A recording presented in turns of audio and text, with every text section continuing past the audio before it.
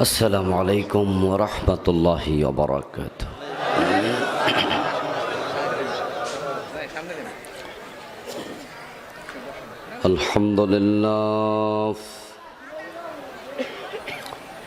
الحمد لله نحمده ونستعينه ونستغفره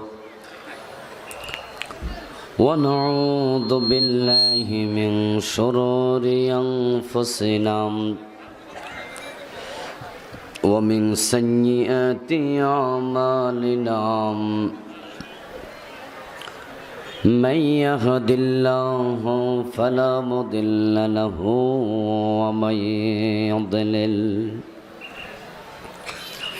ومن يضلل فلن تجد له وليا مرشدا وأشهد أن لا إله إلا الله وأن محمدا عبده ورسوله أما بعد فقد قال الله تعالى في كلامه المجيد আমার সাথে পড়ুন আউযু বিল্লাহি মিনাশ শাইতানির রাজিম বিসমিল্লাহির রহমানির রহিম ولولا كلمة سبقت من ربك لكان لزاما وأجل مسمى فاصبر على ما يقولون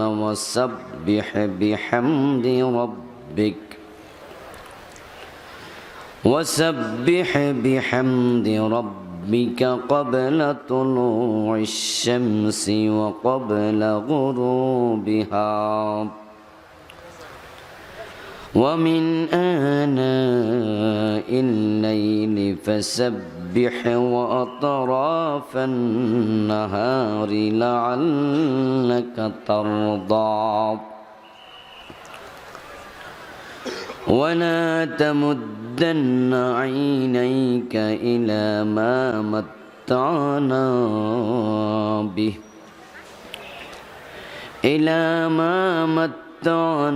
به أزواجا منهم زهرة الحياة الدنيا لنفتنهم فيه ورزق ربك خير وأبقى وأمر أهلك بالصلاة واصطبر عليها لا نسألك رزقا نحن نرزقك والعاقبة للتقوى صدق الله العظيم قال النبي صلى الله عليه وسلم ما أعطي أحد عطاء خيرا أوصى من الصبر أو كما قال النبي عليه الصلاة والسلام সকলে মেহেরবানি করে দরুদ ইব্রাহিম পড়ুন আল্লাহুম্মা সাল্লি আলা মুহাম্মাদিন ওয়া আলা আলি মুহাম্মাদ কামা সাল্লাইতা আলা ইব্রাহিম ওয়া আলা আলি ইব্রাহিম ইন্নাকা হামিদুম মাজিদ আল্লাহুম্মা বারিক আলা মুহাম্মাদিন ওয়া আলা আলি মুহাম্মাদ كما باركت على إبراهيم وعلى آل إبراهيم إنك حميد مجيد اللهم صل وسلم وبارك عليه চোফাইর উচ্চ বিদ্যালয় প্রাঙ্গণে আয়োজিত আজকের 24তম 10 দিন ব্যাপী তাফসীরুল কোরআন মাহফিলের আজকের নবম দিনের মুআজ্জাজ মুকাররম সম্মানীয় সভাপতি, আপনাদের এলাকার কৃতি সন্তান, বিশিষ্ট আলেমে দ্বীন, তেজগাঁও সরকারি উচ্চ বিদ্যালয়ের সম্মানীয় সিনিয়র শিক্ষক, তেজগাঁও জামে মসজিদের সম্মানীয় খতিব মুহতারাম মাওলানা মোতাহার আলী সাহেব, আল্লাহ তাআলা হুজুরের নেক হায়াত দারাজ করুন। আজকের মাহফিলে আমার পূর্বে অত্যন্ত চমৎকারভাবে কোরআন এবং হাদিস থেকে আলোচনা করেছেন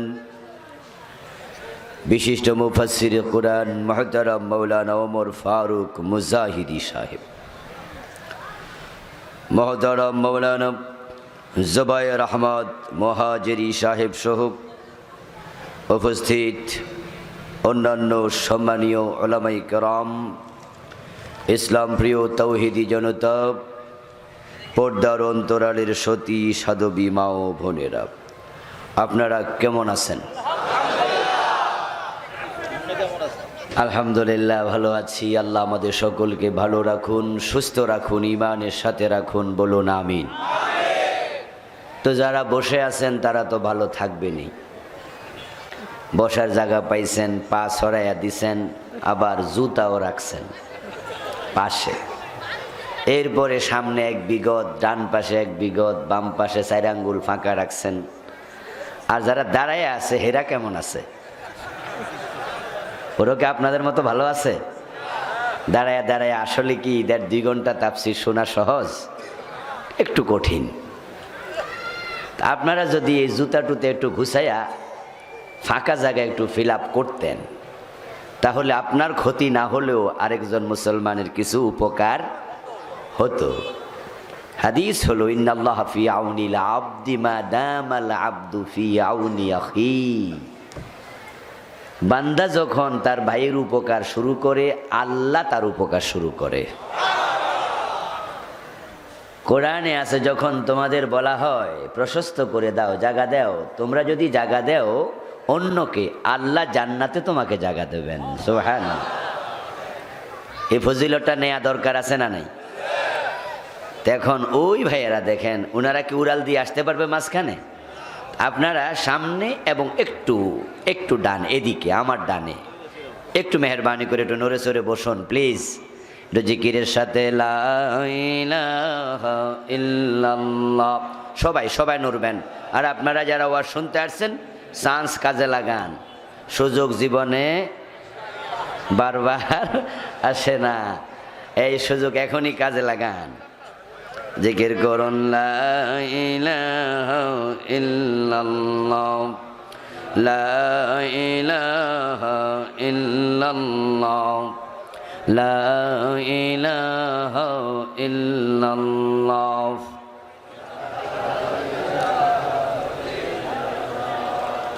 লা ইলাহা ইল্লাল্লাহ মুহাম্মাদুর রাসূলুল্লাহ।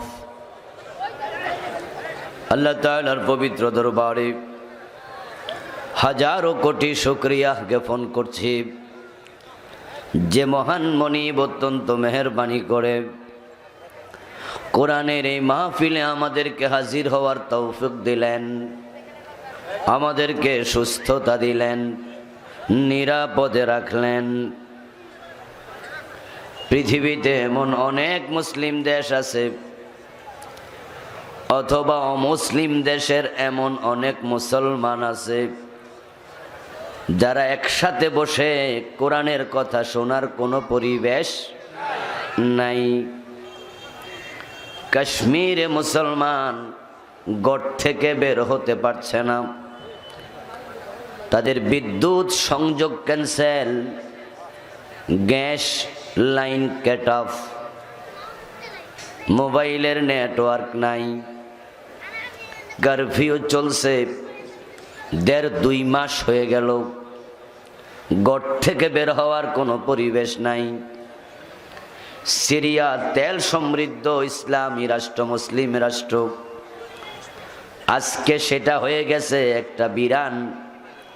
একটা বিরান এলাকা, ধ্বংসস্তূপের এলাকা।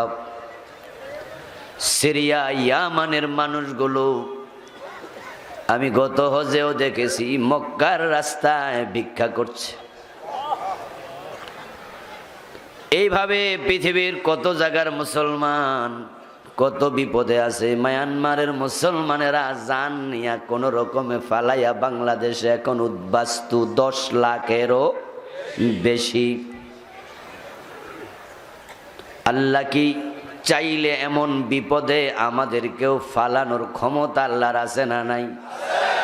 বিপদে ফেলতে আল্লাহর কতক্ষণ লাগে, কিন্তু তিনি আমাদের নিরাপত্তা দিলেন। আলহামদুলিল্লাহ, কত সুন্দর পরিবেশে আমরা কোরআনের কথা বলছি। যেই মনিবে পরিবেশ দিলেন, কোরআনের কথা শোনার মতো বলার মতো যোগ্যতা এবং মন মানসিকতা দিলেন। আমরা আলোচনার শুরুতে মন প্রাণ উজাড় করে অন্তরের সবটুকুন শ্রদ্ধা এবং ভালোবাসা দিয়ে আমাদের মনিব আল্লাহ তাআলাকে শুকরিয়া জানাই, কৃতজ্ঞতা জানাই। সবাই মিলে জোরে জোরে কালিমাত শুকর পড়ি, আলহামদুলিল্লাহ। দুরূদ ও সালাম বিশ্ব নবী সাইয়্যিদুল মুরসালিন, ইমামুনা কুদওয়াতুনা, হাবিবুনা সানাদুনা, তবিবু কুলুবিনা, মুহাম্মাদুর রাসূলুল্লাহ সাল্লাল্লাহু আলাইহি ওয়াসাল্লামের উপর সাহাবায়ে কেরাম ও শুহাদায়ে জামের আলা ইল্লিয়িন আল্লাহ তাআলার কাছে কামনা করছি, বলুন আমিন। আমার ভাইয়েরা, চুপাইরের এই মাহফিল ধারাবাহিক তাফসিরের মাহফিল, সেই সুবাদে আমার আগের বক্তা পর্যন্ত সূরা তাহা এর 128 পর্যন্ত তাফসির হয়েছে। আমাকে 129 থেকে সূরা তাহার শেষ পর্যন্ত দেওয়া হয়েছে। তিলাওয়াত করেছি মাত্র কয়েকটি আয়াত। এখানে 129 থেকে 135 পর্যন্ত আছে, তাহলে আয়াত হয়ে গেল 6টা। কয়টা হলো? কোন আয়াত যথেষ্ট বড়, বিষয়বস্তু আছে এর মাঝে 8 থেকে 10টা। আর আপনারা জানেন আমি বিষয়বস্তু নিয়ে কথা বলি এবং নরমাল আলোচনা করি 1.5 ঘন্টা থেকে 2 ঘন্টা। তাহলে যদি 8টা বিষয়বস্তু থাকে তাহলে সময় লাগবে 16 ঘন্টা, না লাগুক 10 ঘন্টা তো লাগা উচিত। এত সময় দেয়া কি সম্ভব? তাহলে কেমনে কি করি আপনারা এখন? তাই তরজমা করব, আর বাকিটা আপনাদের ঘাড়ে থাকবে। আল্লাহর কোরআন সম্পর্কে আপনাকে জানতেই হবে। নুমিনু বিবাদিন ওয়া নাকফুরু বিবাদ। কিছু মানুষ আছে যারা বলবে কিছু মানি কিছু মানি না। ইউরিদুনা আন ইয়াত্তাখিযু বাইনা যালিকা সাবিলা। সব মানতে গেলে একটু সমস্যা আছে। তারা মনে করে সব মানলে কি আর দেশ চলব? যদি বলি সুদ বন্ধ, তাহলে বিশ্ব ব্যাংক ঋণ দেবে না, IMF দেবে না, ADB দেবে না। তাহলে বিদ্যুতের উন্নতি হবে কেমনে, রাস্তাঘাট হবে কি দিয়া? এই যে ভোলা পর্যন্ত বরিশাল থেকে 10 কিলোমিটারের চেয়েও লম্বা নতুন ব্রিজ হওয়ার পরিকল্পনা, কেমনে বানাবো? তাই দেশ উন্নতি করতে গেলে কিছু সুদ খাওয়া, কিছু দেয়া লাগে। হুজুররাই সব বোঝে না। ইয়াকুলুনা নুমিনু বিবাদিন ওয়া নাকফুরু বিবাদ, তারা বলবে কিছু মানি কিছু মানি না। আরে ভাই, মদ খাওয়া হারাম, এটা আমরাও বুঝি,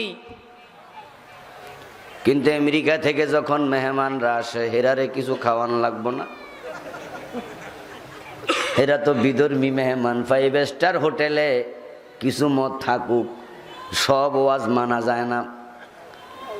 ভারতের দাদারা যখন আসবে তখন ওরা তো এসব বোতল টোতল চায়, হারাম করলে দেমো করতে ওরা তো খুশি হইব না, ব্যবসায়ের সম্পর্কটা কেট আপ হয়ে যাবে। তাই সব মানা যায় না। বোরকা যে লাগে, পর্দা যে ফরজ, আমরাও তো বুঝি, কিন্তু সবাই যদি পর্দা শুরু করে মহিলারা, তাহলে দেশ চলবনি কেমনে? বিপদ বিপদ লাগে। ইয়াকুলুনা নুমিনু বিবাদ, তাই তারা বলবে কিছু মানি, ওয়া নাকফুরু বিবাদিন, কিছু মানি না। ইউরিদুনা আন ইয়াত্তাখিযু বাইনা যালিকা সাবিলা, তারা মাঝামাঝি রাস্তা খোঁজে। আল্লাহ বলেন, যারাই মাঝামাঝি খোঁজো, কিছু মানবা কিছু মানবা না, উলাইকা হুমুল কাফিরুনা হাক্কা, এগুলো হলো অরিজিনাল কাফের। কে বলতেছে? দোষ আমার? আমার ভাইয়েরা, কোরআন আপনাকে পড়তে হবে, আপনাকে জানতে হবে, সবটাই মানতে হবে। একদিনের তাফসিরে এত আয়াত সম্পর্কে বলা কোয়াইট ইম্পসিবল। কোরআন এমন এক কিতাব যেটার এক একটা এমন শব্দ আছে যা নিয়ে কয়েকদিন তাফসির করলো তার তাফসির শেষ হবে না। এটা এমন এক কিতাবের নাম যেই কিতাবের তাফসির প্রসঙ্গে আল্লাহ নিজে বলছেন, যদি পৃথিবীর সব পানি কালি হতো, সব গাছ কলম হতো, আর এই কালি কলম দিয়া কোরআনের কথা ব্যাখ্যা লেখা শুরু হয়ে যেত, কালি শেষ হবে, কলম ক্ষয় হয়ে যাবে, কোরআনের ব্যাখ্যা শেষ হবে না।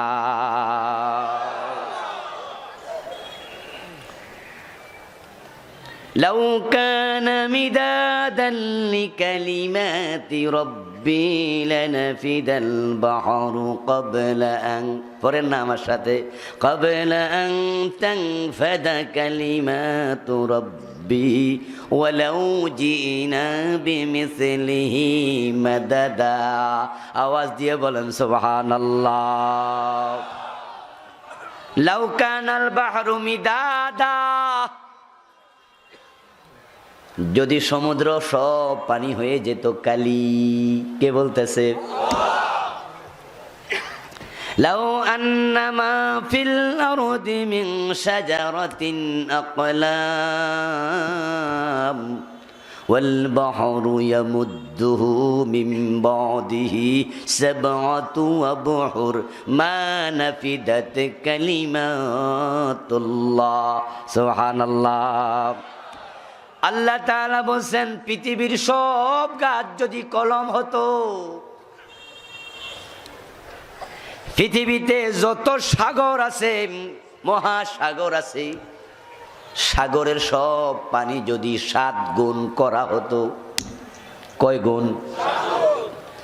এমনি পৃথিবীতে পানি আছে, টোটাল পৃথিবীর 4 ভাগের 3 ভাগ হলো পানি, 1 ভাগ হলো মাটি। ওই ভারত মহাসাগরের সাথে বঙ্গোপসাগরের লিঙ্ক আছে না নাই? বঙ্গোপসাগরের সাথে ভারত মহাসাগর, ভারত মহাসাগরের সাথে আটলান্টিক, আটলান্টিকের সাথে প্রশান্ত। এইভাবে তাম পৃথিবীর সব সাগরগুলো মূলত একটার সাথে আরেকটা জয়েন্ট আছে না নাই? এই সব পানি যদি 7 গুণ হইতো, পৃথিবীতে কি পরিমাণ যে পানি আছে আল্লাহ ছাড়া কেউ জানে না, কেউ জানে না, কেউ জানে না। আমার ভাই, পৃথিবীর সবচেয়ে গভীরতম সাগরের নাম প্রশান্ত মহাসাগর, যার গভীরতা হলো 36,000 ফিট। সুবহানাল্লাহ বলবেন না? কত হাজার ফিট? আর পৃথিবীর সবচেয়ে উঁচু পাহাড়ের নাম হলো হিমালয়। তার সবচেয়ে উঁচু চূড়া যেখানে আছে তার নাম এভারেস্ট। ওই এভারেস্টের উচ্চতা হলো 29,000 ফিট। মহাসাগরের গভীরতা কত হাজার?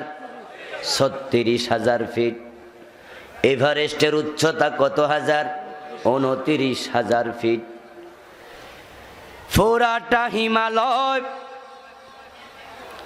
যদি প্রশান্ত মহাসাগরের ওই গভীরতম স্থানে ছেড়ে দেয়া হতো, ডুবিয়ে দেয়া হতো, পুরা হিমালয় ডুবে যাবে। তারপরেও তার উপরে পানি থাকবে 7,000 ফিট। এই যে মেঘ দেখা যায় আকাশে, মেঘমালা ওরে, ওই মেঘ সমতল ভূমি থেকে 5 থেকে 6,000 ফিট উপরে। 7,000 ফিট বাড়ির কাছের কথা না, 7,000 ফিট মানে মেঘমালারও উপরে। 29,000 ফিট হিমালয় মানে কি? মালয়েশিয়া টুইন টাওয়ার যারা দেখেছেন, মালয়েশিয়ার টুইন টাওয়ারের পাশে দাঁড়ায়া মালয়েশিয়ার ওই টুইন টাওয়ারের চূড়া যদি কেউ দেখতে চায়, যদি 10 হাত দূরে দাঁড়ায়াও দেখতে চায়, তারও মাথার টুপি খোলা লাগবে। টুপি না খুলে এইভাবে না দেখলে চূড়া দেখবে না। আর যদি 3, 4, 5 হাত দূর থেকে দেখতে চায়, তারে মাটির মাঝে শুইয়া তারপরে চাওয়া লাগবো। উচ্চতার কয় ফিট? হিমালয় পর্বত 29,000 ফিট। নেপালে হিমালয় দেখতে গিয়েছিলাম 7,500 ফিট উপরে। রাতের বেলায় হোটেলে ছিলাম, সকাল বেলা হিমালয় দেখা যাবে। সূর্য যখন উঠবে তখন দূর থেকে তাকিয়ে দেখছি অনেক দূরে হিমালয়, মনে হয় আকাশের সাথে লেগে আছে, অথচ মাত্র 29,000 ফিট। আর সমুদ্রের গভীরতা কত বেশি! যদি পুরা হিমালয় ডুবাইয়া দেন তারপরও থাকবে আরো 7,000 ফিট। আর আল্লাহ তাআলা বলেন এই সব পানি যদি 7 গুণ হয়ে যেত, সুবহানাল্লাহ পড়বেন। পৃথিবীতে নদী আছে 1200-র মতো। কত? সাগর আছে 151টা। উপসাগরের সংখ্যা আরো বেশি। মহাসাগর আছে 7টা নাকি 5টা? 7টা। মহাদেশ হলো 7টা, মহাসাগর আছে 5টা। আমার মুসলমান ভাই শুনুন, বাংলাদেশে একটা মহাসাগরও নাই, বাংলাদেশে কোনো সাগরও নাই। যেটা আছে কক্সবাজার, এটা হলো উপসাগর, সাগরের চেয়ে আরো ছোট, বঙ্গযোগ উপসাগর। কিন্তু যারা সেটা দেখার জন্য গেছেন কক্সবাজারে দাঁড়াইয়া, যখন ওই সাগরটা দেখছেন ওই পার দেখা যায়নি। কোথায় যে আছে আল্লাহই জানে, ওই পার দেখা যায় না।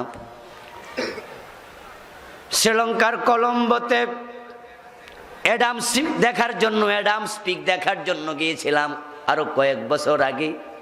কলম্বো হলো একটা দ্বীপ, ঘুরতে গিয়া ড্রাইভারকে বললাম একবারে লাস্ট পয়েন্টে নেও। নেয়ার পরে বলে স্যার আর জমিন নাই, সব সাগর। নাম কি এই সাগরের?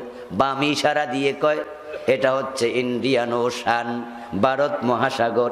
ডানি ইশারা দিয়া কয় এটা হলো আমনের গো বাংলাদেশেরটা, বে অফ বেঙ্গল।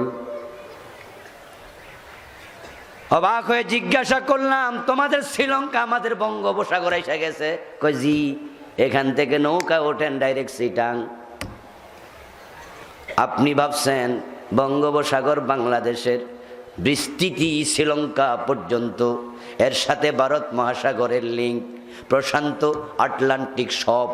এবার সব পানি যদি একত্র করেন কত হবে ভাবুন। আল্লাহ কয় সেটা যদি 7 গুণ হয়, ওই সাগরের পানি দিয়া যত গাছ আছে সব গাছ যদি কলম বানাও, সুবহানাল্লাহ পড়েন ভাইয়া, কি পরিমাণ গাছ পৃথিবীতে আছে। কিছু আন্দাজ যদি করতে চান সাতক্ষীরা দিয়া অথবা খুলনা দিয়া আমাদের সুন্দরবনে একটু যান। সিরু ফিল আরদে, জমিনে সফর করার জন্য আল্লাহর নির্দেশনা আছে না নাই? ঈমান বেড়ে যাবে, ঈমান বেড়ে যাবে। আমার ভাইয়ারা 2001 সনে গিয়েছিলাম সুন্দরবন দেখার জন্য। 1-2 কিলো ভিতরে ঢুকেছিলাম। গাছ যে কি পরিমাণ আছে কল্পনা করতে পারবেন না। পৃথিবীর সবচেয়ে বড় জঙ্গলের নাম হলো আমাজন। রিপোর্টে পড়লাম আমাজনে এমন এলাকাও আছে গাছগাছালি এত ঘন, পত্র পল্লবে ঢাকা, শত শত বছর সূর্যের আলো জমিনে পড়ে নাই। একটা বানর যদি হেঁটে হেঁটে যেতে চায় কয়েকশো মাইল হেঁটে যেতে পারবে, লাফ দেয়া লাগবে না। গাছ আছে কত, সব গাছ যদি কলম হয়, 7 গুণ পানি যদি কালো হয়। আমার আল্লাহ বলেন আমার কালেমার ব্যাখ্যা যদি লেখা শুরু হয়, মানাফিদাত কালিমাতুল্লাহ, আল্লাহর কালামের ব্যাখ্যা শেষ হবে না।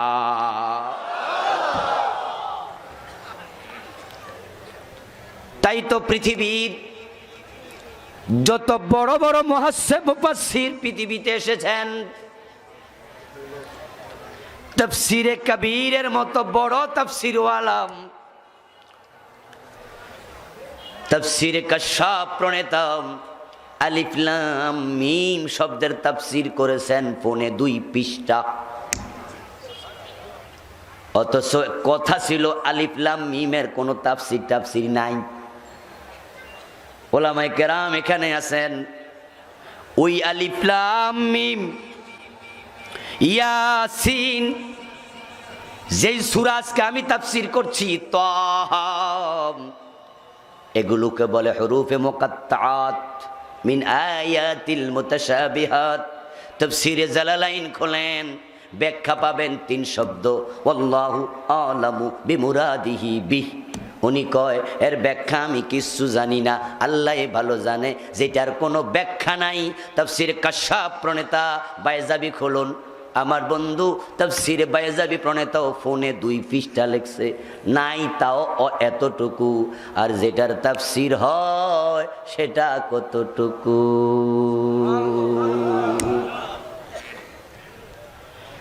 এরপরেও পৃথিবীর কোনো মুফাসসির এই কথার দাবি করে নাই যে আমি কোরআনে সব তাফসীর লেখা লাইছি, এইটাই শেষ। এটা দাবি করার কোনো সুযোগ নাই। এর কারণ কোরআন কখনো পুরান হবে না, কোরআন চিরসতেজ, এটা চিরযৌবনা, প্রতিটা যুগের সাথে 100% মিলতে থাকবে। বিশ্বনবীর পরে এ কোরআনের তাফসীর সবচেয়ে বেশি যিনি জানতেন, যাকে রাইসুল মুফাসসিরিন বলা হয়, রাসূলের স্বাস্থ্য ভাই হযরত আব্দুল্লাহ ইবনে আব্বাস রাদিয়াল্লাহু তাআলা আনহুমা বলেন, আল কোরআন ইউফাসসিরুহুজ জামান, যুগ যত আগাবে কোরআনের ব্যাখ্যা ততই হতে থাকবে।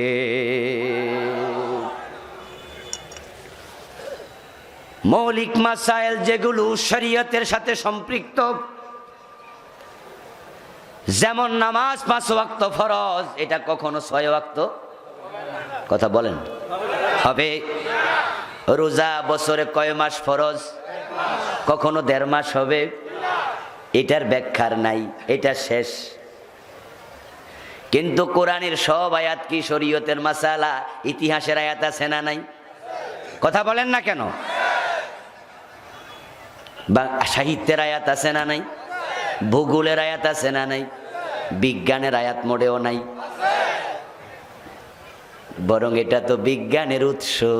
ইয়াসিন ওয়াল কুরআনিল হাকিম, আল্লাহ নিজে বলেন আমি বিজ্ঞানময় কোরআনের কসম করলাম। সুবহানাল্লাহ। এটার মাঝে বিজ্ঞানে ভরা। বিজ্ঞান যত আগাবে এটার জরুরত তত বাড়বে। আল্লামা সাইদি হাফেজাহুল্লাহ উনার একটি বক্তব্য উনি বলেছিলেন, কেমব্রিজ ইউনিভার্সিটি উনি দেখতে গিয়েছিলেন লন্ডনে। কেমব্রিজ ইউনিভার্সিটিতে গবেষণাগারে গিয়ে দেখেন গবেষকদের টেবিলের মাঝে কোরআনের ইংরেজি ভার্সন, ইংরেজি অনুবাদ। প্রায় গবেষকের টেবিলে 1 খণ্ড ইংরেজি কোরআন। আল্লামা বলেন আমি 1-2 জনকে প্রশ্ন করলাম, ভাই তোমরা তো কেউ হিন্দু, কেউ বৌদ্ধ, কেউ ইহুদি, কেউ নাস্তিক, মুসলমান গবেষক আছে খুব কম, কিন্তু প্রায় সবার টেবিলে কোরআন কেন? তখন তারা উত্তর দিয়েছে কোরআনের মাঝে বিজ্ঞান পাওয়া যায়। অসংখ্য থিওরি, অসংখ্য থিওরি। কোরআনে কি বিজ্ঞান আছে এটা আলাদা একটি সাবজেক্ট, তাই সেদিকে গেলাম না। যেহেতু কোরআনের মাঝে বিজ্ঞান আছে, কোরআন বিজ্ঞানের উৎস, তাই বিজ্ঞানের আবিষ্কার যত বাড়বে কোরআনের প্রয়োজন ততই বাড়বে। কিয়ামত পর্যন্ত বন্ধু এর ব্যাখ্যা করে শেষ করা যাবে না। এখন আমাকে দিছে যে আয়াতগুলো, ব্যাখ্যার কি করব? আমি আগে একটু অনুবাদ শোনাই, তারপরে 2-1টি জায়গা থেকে কিছু কথা বলবো ইনশাআল্লাহ। আল্লাহ তাআলা বলছেন ওয়ালাউলা কালিমাতুন সাবাকাত মির রাব্বিকা লাকানা লিজামা। এই আয়াতের প্রসঙ্গটা ছিল বদরের যুদ্ধে। 70 জন কাফের মারা গেল, 70 জন বন্দী হয়ে আসলো। ওই বন্দীদের মাঝে নবী মুহাম্মাদের আপন চাচা হযরত আব্বাসও ছিলেন। নিজের মেয়ের জামাই, বড় মেয়ের জামাই জয়নবের স্বামী আবুল আসও ছিল। তারা কাফের ছিল, পরে মুমিন হয়েছে, অ্যারেস্ট হয়েছে। হযরত আব্বাস রাদিয়াল্লাহু তাআলা আনহু গা গতর একটু মোটা ছিলেন। টেবিল ফ্যানটা আমার দিকে দেয়া যায় না? এমন জায়গা থেকে দিও যেন আমার গায়ে লাগে আর কি। হযরত আব্বাস রাদিয়াল্লাহু তাআলা আনহু মোটা ছিলেন, যুদ্ধবন্দী হয়ে এসেছে, গায়ের জামাটা ছিঁড়ে গেছে। রাসূলের সামনে চাচার গায়ে জামা নাই, আর যার ফ্যাট একটু মোটা, একটু বড় ফ্যাটওয়ালা, যদি গেঞ্জি টেঞ্জি গায়ে না দে দেখতে একটু কেমন কেমন, খুব বেশি সুন্দর সুন্দর লাগে। ফ্যাট মোটা হলে যদি গেঞ্জি টেঞ্জি গায়ে না থাকে দেখতে একটু অডট লাগে, অসুন্দর লাগে। আর যাই হোক, বাবার ভাই, গায়ের মাঝে একই রকমের রক্ত আছে না নাই? হাদিসে আছে ইন্না আম্মার রাজুল সিনওয়াবিহি, নিশ্চয় কোনো ব্যক্তির চাচা তার বাবারই মতো। হাইরে, জন্মের আগে বাবা মরে গেছে, রাসূল কখনো বাবা দেখেন নাই, এ চাচারাই তো বাবার মতো। আপনারাই বলুন তো, চাচারে দেখলে বাবার কথা মনে হয় কি না? বিশেষ করে যাদের বাবা নাই, তাছাড়া চাচারে দেখলেই মনে হয় আমার বাবার ছবি হাঁটতেছে। আল্লাহর হাবিব এখন গায়ের জামা মোড়া মানুষ, সাহাবাদের কারোটাই লাগে না। চিকন মানুষের জামা দিলে তো ফাইটটা যাইব। তো মদিনা একটা মোড়া লোক ছিল পেটওয়ালা, তার নাম ছিল আব্দুল্লাহ ইবনে উবাই। কি নাম ছিল? আর সে ছিল মুনাফিকদের সরদার। বিশ্বনবী আব্দুল্লাহ ইবনে উবাই যে মুনাফিক তিনি জানতেন, আল্লাহ জানাইয়া দিছে। প্রথম দিকে জানতেন না, পরে জেনেছেন। হেরে কয়, ও আব্দুল্লাহ, তোমার জামাটা একটু খুলে দাও, একটা জামা দাও, আমার চাচারে একটু দিতাম। আব্দুল্লাহ ইবনে উবাই সেদিন আর মানা করে নাই, গায়ের জামাটা দিছে।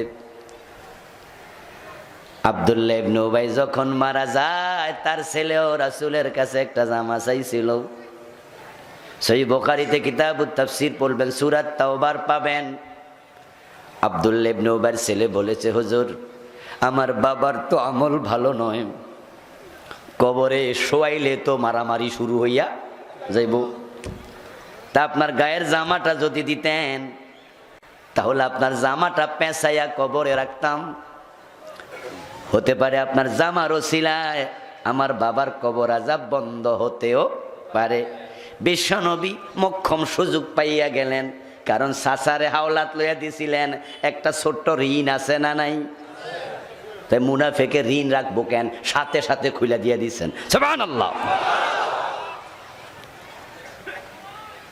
70 জন কাফের বন্দী হলো, 70 জন জাহান্নামে গেল বদরে। আজকের দিনে তো জেলখানা আছে, তাই যদি কোথাও অপরাধী ধরা পড়ে, যেমন আমরা আজকের মাহফিলে যদি এখানে 10,000 12,000 লোক থাকি, সরকার যদি সবাইরে ধরে নেয়, সবাইরে আটকায়া রাখার মতো জেলখানা কি বাংলাদেশে নাই? কিন্তু তৎকালে সিস্টেমটা ছিল না। এখন এই লোকগুলোরে কি করি, তাই তারা দাস বানাইতো। কি বানাইতো? আবু বকর রাদিয়াল্লাহু তাআলা আনহু বলেন, হুজুর একটা কাম করেন, তারা তো আমাদের স্বাস্থ্য ভাই, খালতো ভাই, বাতিজা, মাইয়ার জামাই, চাচা, জেঠা, বোঝে নাই, তাই দুশ্মনী করছে, যুদ্ধ করতে আইছে। আজকে তো দরা খাইয়া কিছুটা হইলো বুঝছে, তাই একটা কাম করেন, তারা আমরা ছাইরা দেই, কিছু মুক্তিপণ নেই। হেরাও সারা পাইলো, আমরাও কিছু টাকা পাইলাম। মদিনায় মুহাজির সাহাবারা গরিব, তাদের টাকা পয়সা দরকার আছে না নাই? ওই মক্কায় বাড়ি ঘরের টাকা পয়সা সব রেখে হিজরত করেছে। হযরত ওমর কয়, আমার কথা আছে, অবজেকশন। মেজাজি মানুষ, অবজেকশন আছে। বিশ্বনবী বলেন, তোমার আবার কি কথা বলো? হযরত ওমর রাদিয়াল্লাহু তাআলা আনহু বলেন, একটারেও ছাড়বেন না, সব জবাই করে আলান। কারণ যদি এগুলারে ছাইরা দেন, মক্কায় যাইয়া আবার নাডামি করবে। বরং আমি ওমরের পরামর্শ হলো, যারা ধরা পড়ছে তারা তো আমাদের আত্মীয়, যার যার আত্মীয় তার হাতে দেন, হে নিজে জবাই করুক, যেন এটা নিয়ে কোনো সমালোচনা আর না হয়। আপনার বাতি যারা আমি মারলে আপনি কইবেন, তুই মারার সময় গুতাটা জোরে দিছিস কেন? আবার আমার স্বাস্থ্য বাইরে আমনে মারলে আমি কমু, এই বেড়ে এক কোপে তো কাটতে পারতি, 13-14টা কোপ দিলি কেন? বরং ভালো হলো আমারটা আমারে দেন, আপনারটা আপনি কাটেন। বিশ্বনবী হযরত ওমরের পরামর্শ গ্রহণ করেন নাই। আবু বকর রাদিয়াল্লাহু তাআলা আনহুর পরামর্শ গ্রহণ করে তিনি বললেন, ঠিক আছে, মুক্তিপণ দিলে ছেড়ে দেব। মুক্তিপণ নিয়ে ছেড়ে দিলেন। আল্লাহ তাআলা বলেন, ওয়ালাউলা কালিমাতুন সাবাকাত মির রাব্বিক লাকানা লিজামা। আমি আল্লাহর সাথে পরামর্শ করেন নাই, সাহাবীদের সাথে করছেন। পরামর্শ ভালো জিনিস, কিন্তু ওহির জন্য একটু অপেক্ষা করলো তো। সুবহানাল্লাহ করবেন না ভাইয়ারা? পরামর্শ ভালো, কিন্তু আপনি ওহির জন্য ওয়েট করতে পারতেন যে দেই আল্লাহ কি কয়। তবে হ্যাঁ, আল্লাহর ইলমের মাঝে আছে এই জাতীয় সিদ্ধান্ত জায়েজ। আগেকার নবীদের যুগেও মুক্তিপণের নীতি ছিল, তাই আপনি বাইসা গেলেন, সাহাবারা বেঁচে গেল। যদি এই সিদ্ধান্ত আল্লাহর ইলমে না থাকতো, লাকানা লিজামাম, তাহলে আপনাদের উপরে শাস্তি ওয়াজিব হয়ে যেত। এরপরের আয়াত, ফাসবির আলা মা ইয়াকুলুন। বিশ্বনবীর সাথে কাফেরদের যখন এ দুশমনি চলছে, এ দুশমনি চলাকালে মক্কায় 13 বছর জ্বালাইছে কাফেরেরা। মদিনা হিজরতের পরেও তাদের জ্বালানো বন্ধ না চলমান? কথা বলেন না ভাইয়েরা? অত্যাচার বন্ধ না চলমান? রাসূলকে ওহুদের দিন এসে দাঁতটা ভাঙ্গা দিছে। ভাত মাছ খাওয়ার সময় আমরা যখন খাবার গ্রহণ করি, আমার ভাই যদি চিকন কোনো কাঁটা দাঁতের ভিতরে কোনা কানিতে জিহ্বায় লেগে যায়, বলুন তো আপনারা, খাবার চলতে থাকে না বন্ধ হয়ে যায়? এক লোকমা ভাত আর খাওয়া চলবে না, আগে কাঁটাটা খোলো। কত চেষ্টা, কত কষ্ট, আঙ্গুল গালের ভিতরে ঢুকাই দে, তাড়াতাড়ি ভাত আন, সাবাইয়া খাইতাম না, কলা নিয়ে আয়, ফাউরুটি নিয়ে আয়, কোনোভাবে যায় না, একটা বিলাই ধরে আন, হেড ঠেঙে ধরি। কিছু কিছু অঞ্চলে এমন কুসংস্কারও আছে না নাই? বিড়ালের পায়ে ধরে কই, বিলাই রে আমার কাঁটাটা তুই ছাইরা দে, নাউজুবিল্লাহ। অর্থাৎ সে কাঁটা থেকে মুক্তি চায়। চিকন একটা কাঁটা যদি অতটা যন্ত্রণা দেয়, রাসূলের 2টা কাঁচা দাঁত ভেঙে দিয়েছে, তার ব্যথা কত।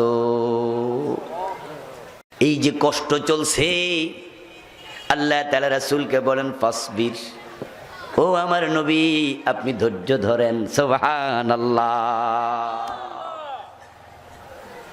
ওয়াসবির ফাসবির আলা মা ইয়াকুলুন। তারা আপনাকে পাগল বলে, গণক বলে, জাদুকর বলে, কবি বলে, আপনাকে তারা কত রকমের কথা মিথ্যুক পর্যন্ত বলছে। আপনার ব্যক্তিত্বে আঘাত দিয়ে কথা বলে, আপনাকে তারা নবুয়তের 7ম সনে ধরে জেলে ঢুকাইয়া দিছে, 3টা বছর জেল পর্যন্ত খাটাইছে। আপনাকে তারা পাথর মারতে মারতে পাগল বলে বলে বাচ্চাদের লেলিয়ে দিয়েছে তায়েফে। বিশ্বনবীর গায়ে এমন একটা পশমের জায়গা নাই যেখানে রক্ত তায়েফে লাগে নাই।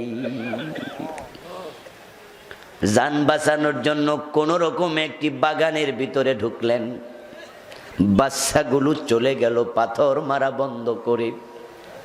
আল্লাহর হাবিব সাল্লাল্লাহু আলাইহি ওয়াসাল্লাম মাটির মাঝে একটু বসলেন। একবারে রক্তাক্ত মানুষ, বসে তাকায়া দেখেন বিশ্বনবীর গায়ের চারপাশ রক্তে মাটি ভিজে গেছে।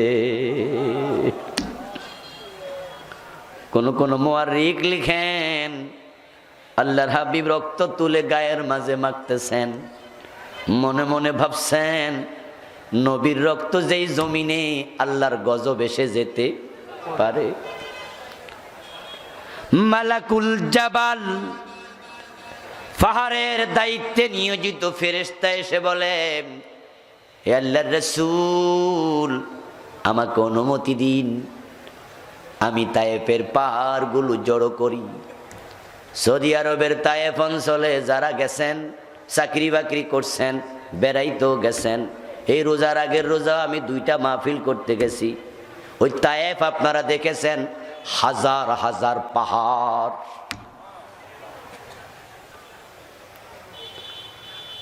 কয় আপনি আমার অনুমতি দেন, আমি ওই পাহাড়গুলোকে এইভাবে জড়ো করে ধাক্কা মারি, সবটির মাটির সাথে পিষা দেই। বিশ্বনবী বলেন, লাম উবআস লাআনা ইন্নামা বুইস্তু রাহমা, আমি গজব দেওয়ার জন্য, লানত করার জন্য, ধ্বংস করার জন্য আসি নাই, আমারে আল্লাহ রহমাতুল লিল আলামিন বানায়া পাঠাইছে। আল্লাহ বলে, ও নবী এই জুলুম অত্যাচারের মোকাবেলায় আপনার কাজ হবে আপনি ধৈর্য ধরেন। কোরআনের কথা বলতে গেলে, ইসলামের কথা বলতে গেলে বিপদ মুসিবত আসার সম্ভাবনা আছে না নাই? এটাই নিয়ম।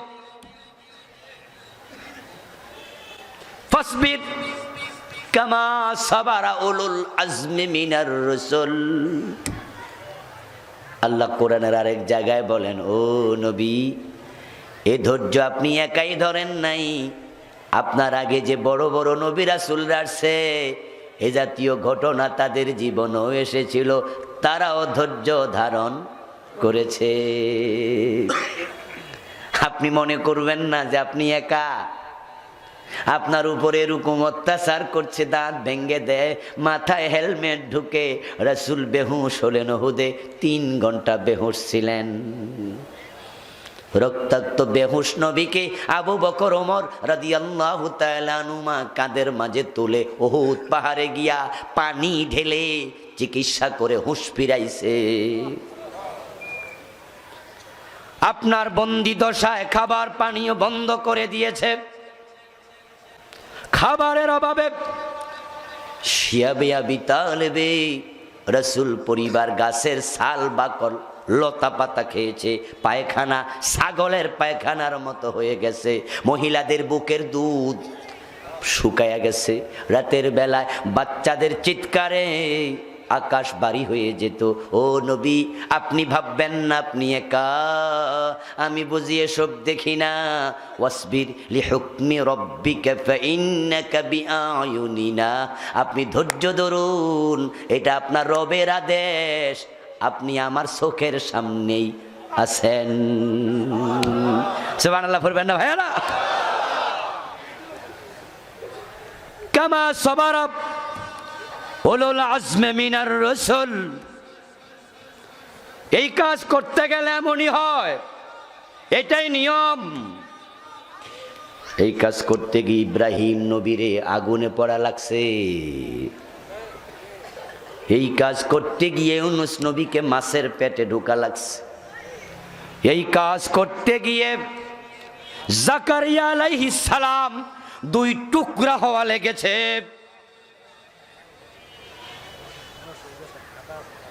সূরা আল ইমরান পড়ুন, একটি আয়াত আছে, ইয়াকতুলুনাল আমবিয়া বিগাইরি হাক্কিন। তারা অন্যায়ভাবে আল্লাহর নবীদেরকে হত্যা করেছে, হত্যা জবাই করেছে। এই আয়াতের ব্যাখ্যা তাফসীরে কাশফ পনেতা হাদিস এনেছেন। বিশ্ব নবী বললেন, একদিন সকাল বেলায় বনি ইসরাইলের লোকেরা 43 জন নবীকে হাত পা বেঁধে মাটিতে শোয়াইয়া একসাথে জবাই করেছে। ওয়াসবির, ধৈর্য ধরেন, কামা সাবারা উলুল আজমি মিনার রাসূল। যেমন আমার বড় বড় রাসূলেরা ধৈর্য ধারণ করেছে। ইসলামের রাস্তাটাই হলো ধৈর্যের রাস্তা। এখানে বিপদ আসবে, মুসিবত আসবে, দিনের পথে চলা সহজ না। যে ব্যক্তি চলবে সেই বিপদে পড়বে। সহিহ বুখারীতে আল্লাহর হাবিব বলেছেন, আশাদ্দুন নাসি বালাআন আল আমবিয়া সুম্মাল আমসালু ফাল আমসালু। এ কাজ করেছে যেই নবীরা, বিপদে পড়েছে সেই নবীরা। নবীদের পথে চলবে যারা, পর্যায়ক্রমে বিপদেও পড়বে তারা। এই বিপদের পরিসমাপ্তি ঘটে নাই, চলতেই থাকবে কিয়ামত পর্যন্ত। বড় বিপদের রাস্তায় চাপ। ও নবী, যে দায়িত্ব আপনি নিয়েছেন, ধৈর্য ছাড়াই কাজ চলবে না। সুতরাং আপনাদের বলছি, কোরআনের রাস্তা, ইসলামের রাস্তা যারা চলতে চান, তাদেরকেও ধৈর্য শিখতে হবে। কোথায় যার ধৈর্যের বাদে যাওয়ার সুযোগ নাই। ইউনূস আলাইহিস সালাম সামান্য ধৈর্য হারা হয়েছিল, আল্লাহ মাছের পেটে ঢুকাইয়া দিছে। তাফসীর পড়ুন, তাফসীর পড়ুন। ইউনূস আলাইহিস সালামের দায়িত্ব ছিল নিনুয়া নামক এলাকা। কি বলছি? জায়গার নাম বলেন। কি বলছি? নিনুয়া। এলাকা ভিত্তিক নবী।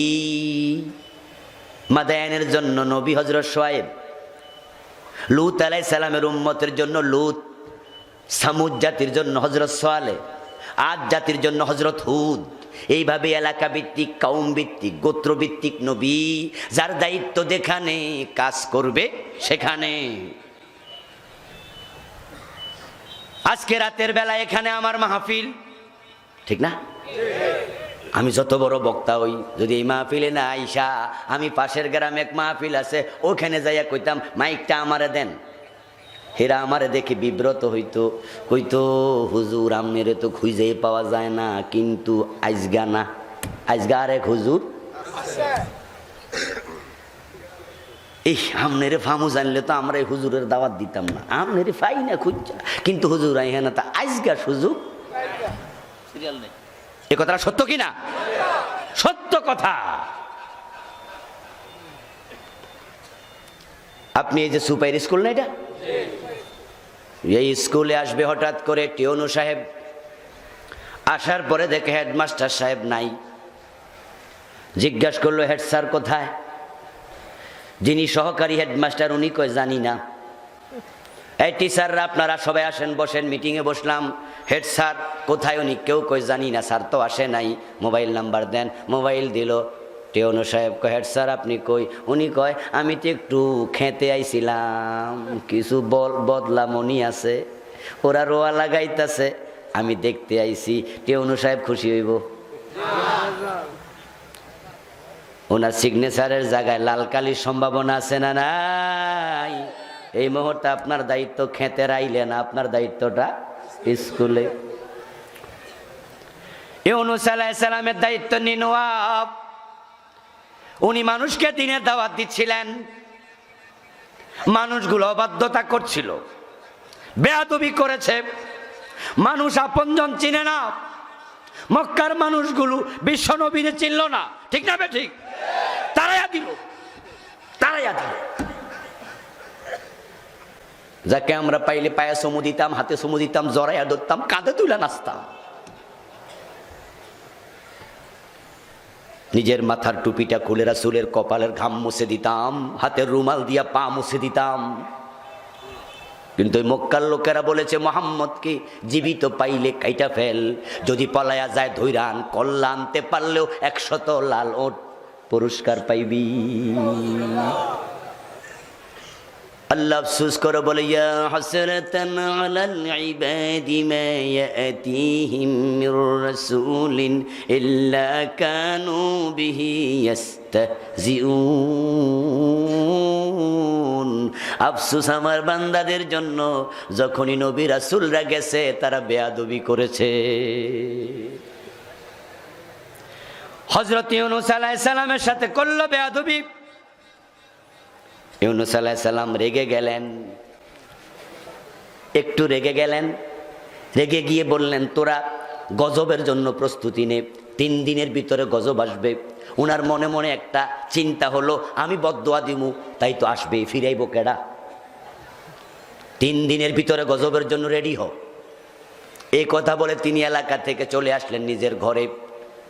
একদিন চলে গেলে তিনি অপেক্ষা করছেন গজব আসবে, বদদোয়া তো দিছি।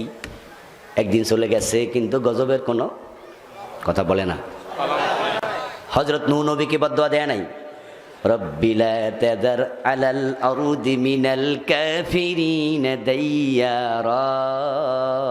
অস্থির হইয়া কয়ে দিছে আল্লাহ তুমি একটা কাফের বাঁচাইও না। আল্লাহ প্লাবন দিয়া সবটিরে পানিতে ডুবাইয়া দিছে। ইউনূস আলাইহিস সালাম দ্বিতীয় দিন চলে গেল।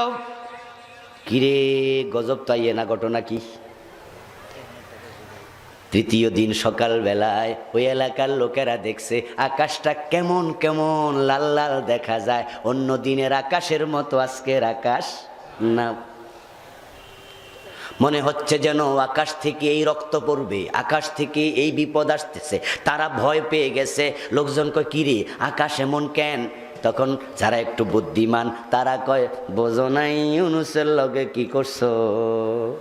হেনা কইছে 3 দিন, আমার মনে হয় বিকাল আইতে আইতে খবর। তখন তারা বলল কি করা যায় তাহলে?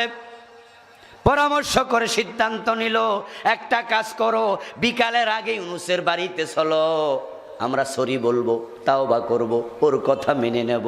লোকজন কয় দেরি নাই আর চলো, কিন্তু সামনে অনেক দূর উনার বাড়ি, পথিমধ্যে যদি অন্য যারা আছে ইউনুসকে মানে না, তারা যদি শোনে আমরা ইউনুসের উপর ঈমান আনতে যাচ্ছি, ওরাও আমাদেরকে লাঠি লইয়া দৌড়ানি দেওয়ার সম্ভাবনা আছে না নাই? তাই একটা কাম করো, জন একটা করে তলোয়ার হাতে নাও, যদি কোনো বিপদে পড়ি তাহলে তলোয়ার দিয়ে আপাতত যুদ্ধ করা যাবে। তলোয়ার হাতে নিয়ে লোকজন আসতেছে হাঁকাইয়া। ইউনুস আলাইহিস সালামের বাড়ি থেকে খুব বেশি দূরে না, মোটামুটি কাছে আইসা গেছে।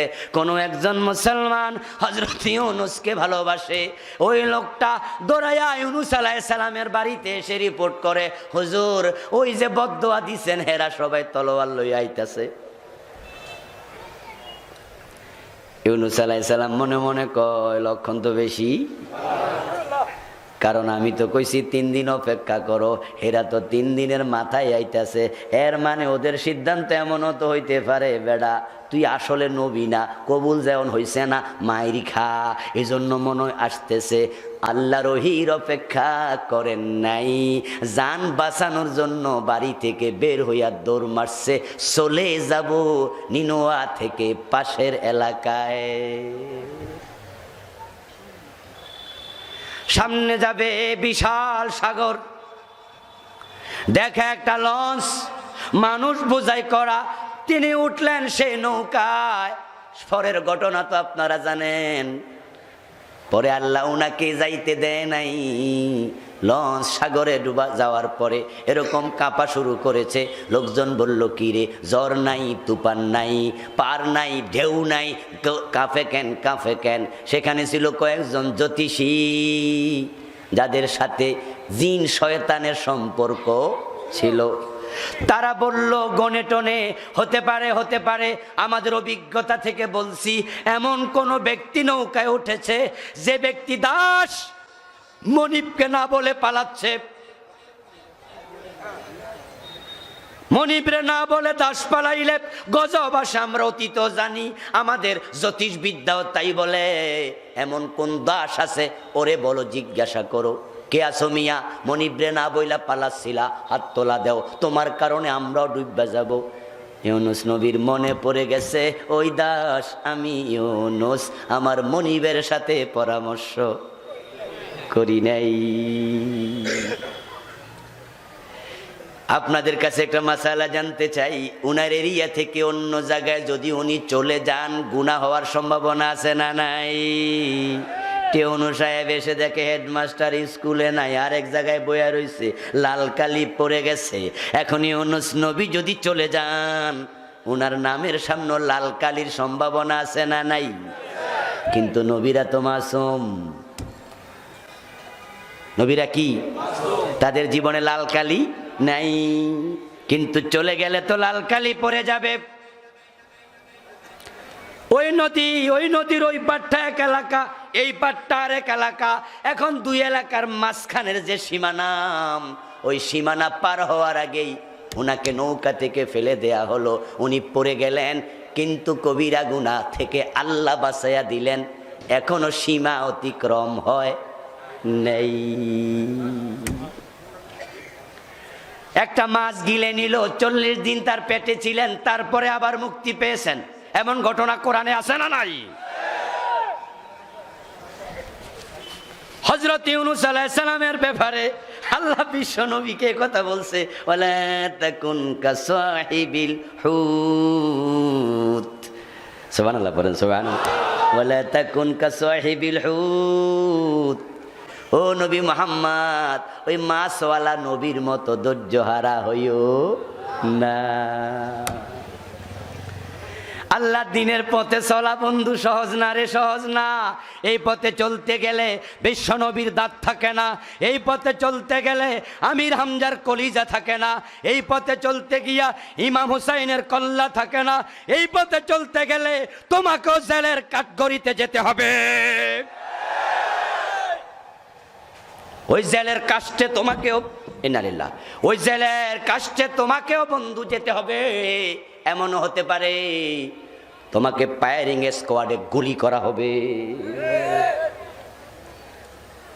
যদি ধৈর্যহারা হয়ে যাও তাহলে লস আল্লাহর নয়, লস হবে তোমার। এই জন্য আল্লাহ বলে ফাসবির, ধৈর্য ধরো, ধৈর্য। রাসূলুল্লাহ সাল্লাল্লাহু আলাইহি ওয়াসাল্লাম ধৈর্য ধরে থাকলেন।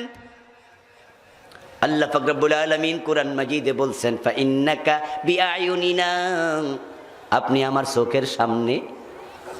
ওয়ালা তাহসাবান্নাল্লাহা গাফিলান আম্মা ইয়ামালুজ জালিমুন, এই জালেমেরা আপনার সাথে কি আচরণ করছে আপনি ভাববেন না আল্লাহ বুঝি দেখে না।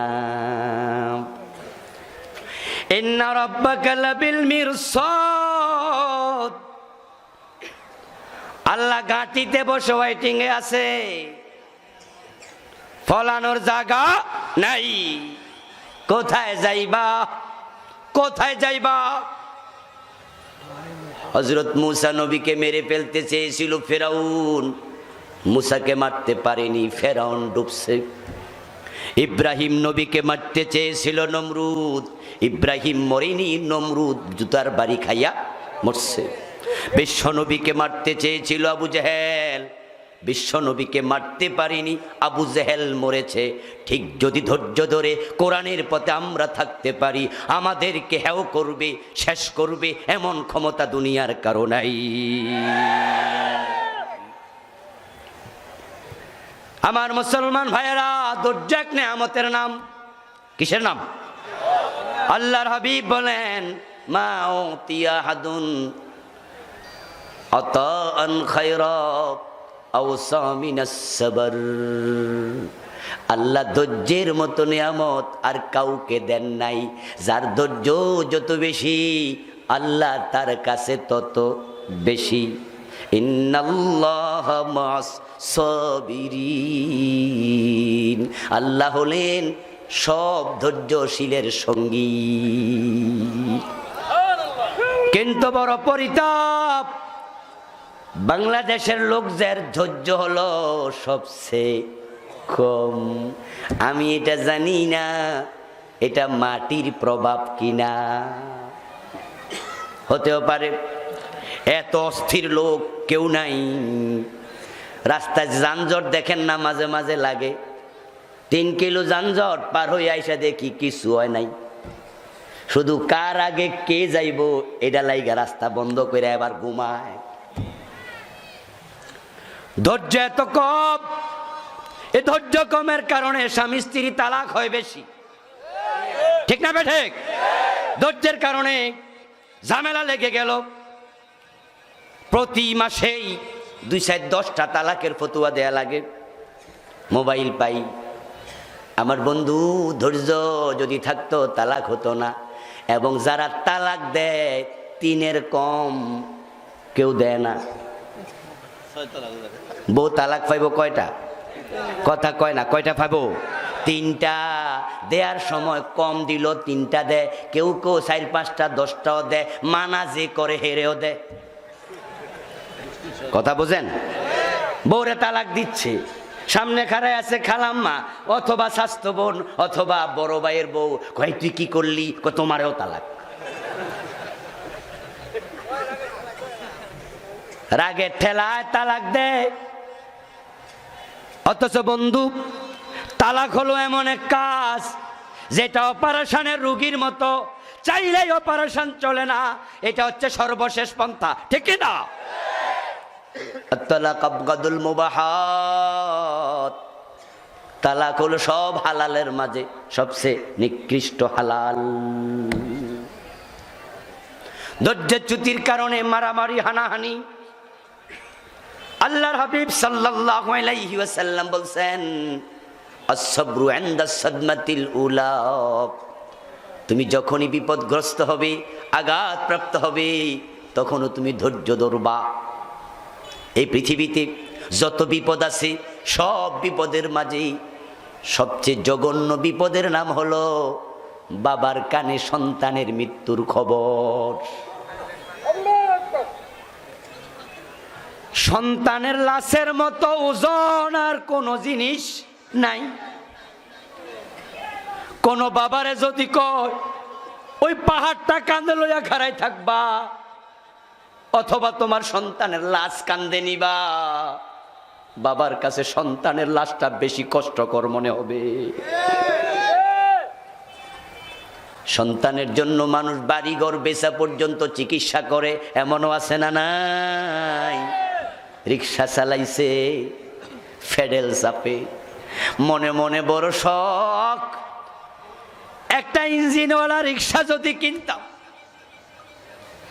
তাই প্রতিদিন 50 টাকা করে জমাইয়া মোটামুটি 25,000 জমাইছে ইঞ্জিনওয়ালা রিক্সা কিনতে। আর 1010 1020 হলে চলবে, কারণ এখন আর বয়সে কুলায় না, শক্তি নাই। 30-40 বছর চালাইছি, যদি ইঞ্জিন থাকতো তাহলে আর পায়ে পেডেল চাপা লাগতো না, উঠে বসলে টিপ দিলে চলতো, সংসারও চলতো। হঠাৎ করে সন্তান অসুস্থ, হাসপাতালে এসে ডাক্তারের কাছে, ডাক্তার পেটের তলে হাত দিয়া কয় তোমার সন্তানের তো এখনই সিক লাগবে, অপারেশন। কি হয়েছে? হার্নিয়া। বাবা কয় ডাক্তার সাহেব টাকা কই? আমি তো রিক্সা চালাই। ডাক্তার কয় ও ভাই রে, যদি আমি ওষুধ পাতি হতো 20-50 টাকার কিনে দিতাম, কিন্তু এটা তো 1000 টাকার মামলা, আমি তোরে কয় টাকা ছাড়মু? যদি 1030 না হয় আমি তো পারবো না, জঘন্য অবস্থা, এইটা এইটা এইটা এইটা এইটা। আমার বন্ধু বলুন তো, বাবার কাছে তখন ওই ফেডেলওয়ালা ফেডেল ছাড়া ইঞ্জিনওয়ালা রিক্সার গুরুত্ব বেশি না সন্তানের? সাথে সাথে রিক্সা কেনার স্বপ্ন কোরবান করে দেবে, বলবে আপনি চিকিৎসা করেন, আমি বাড়ি যাচ্ছি।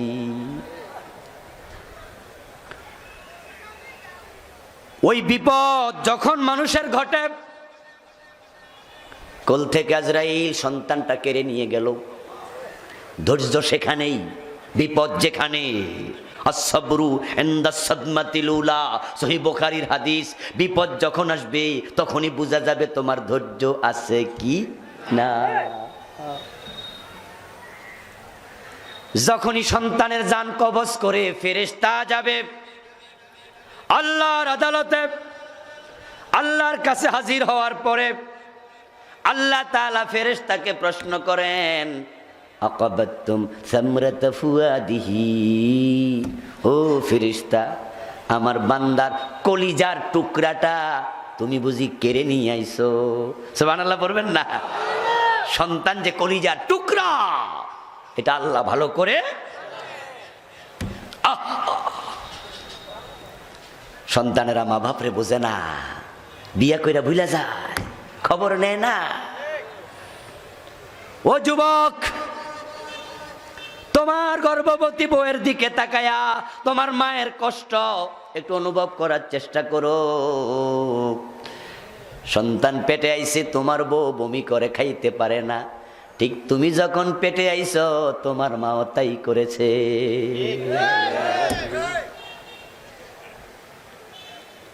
আমার ভাইয়েরা, মায়ের কষ্ট, বাবার কষ্ট সন্তানের জন্য কিচ্ছু না, কিচ্ছু না।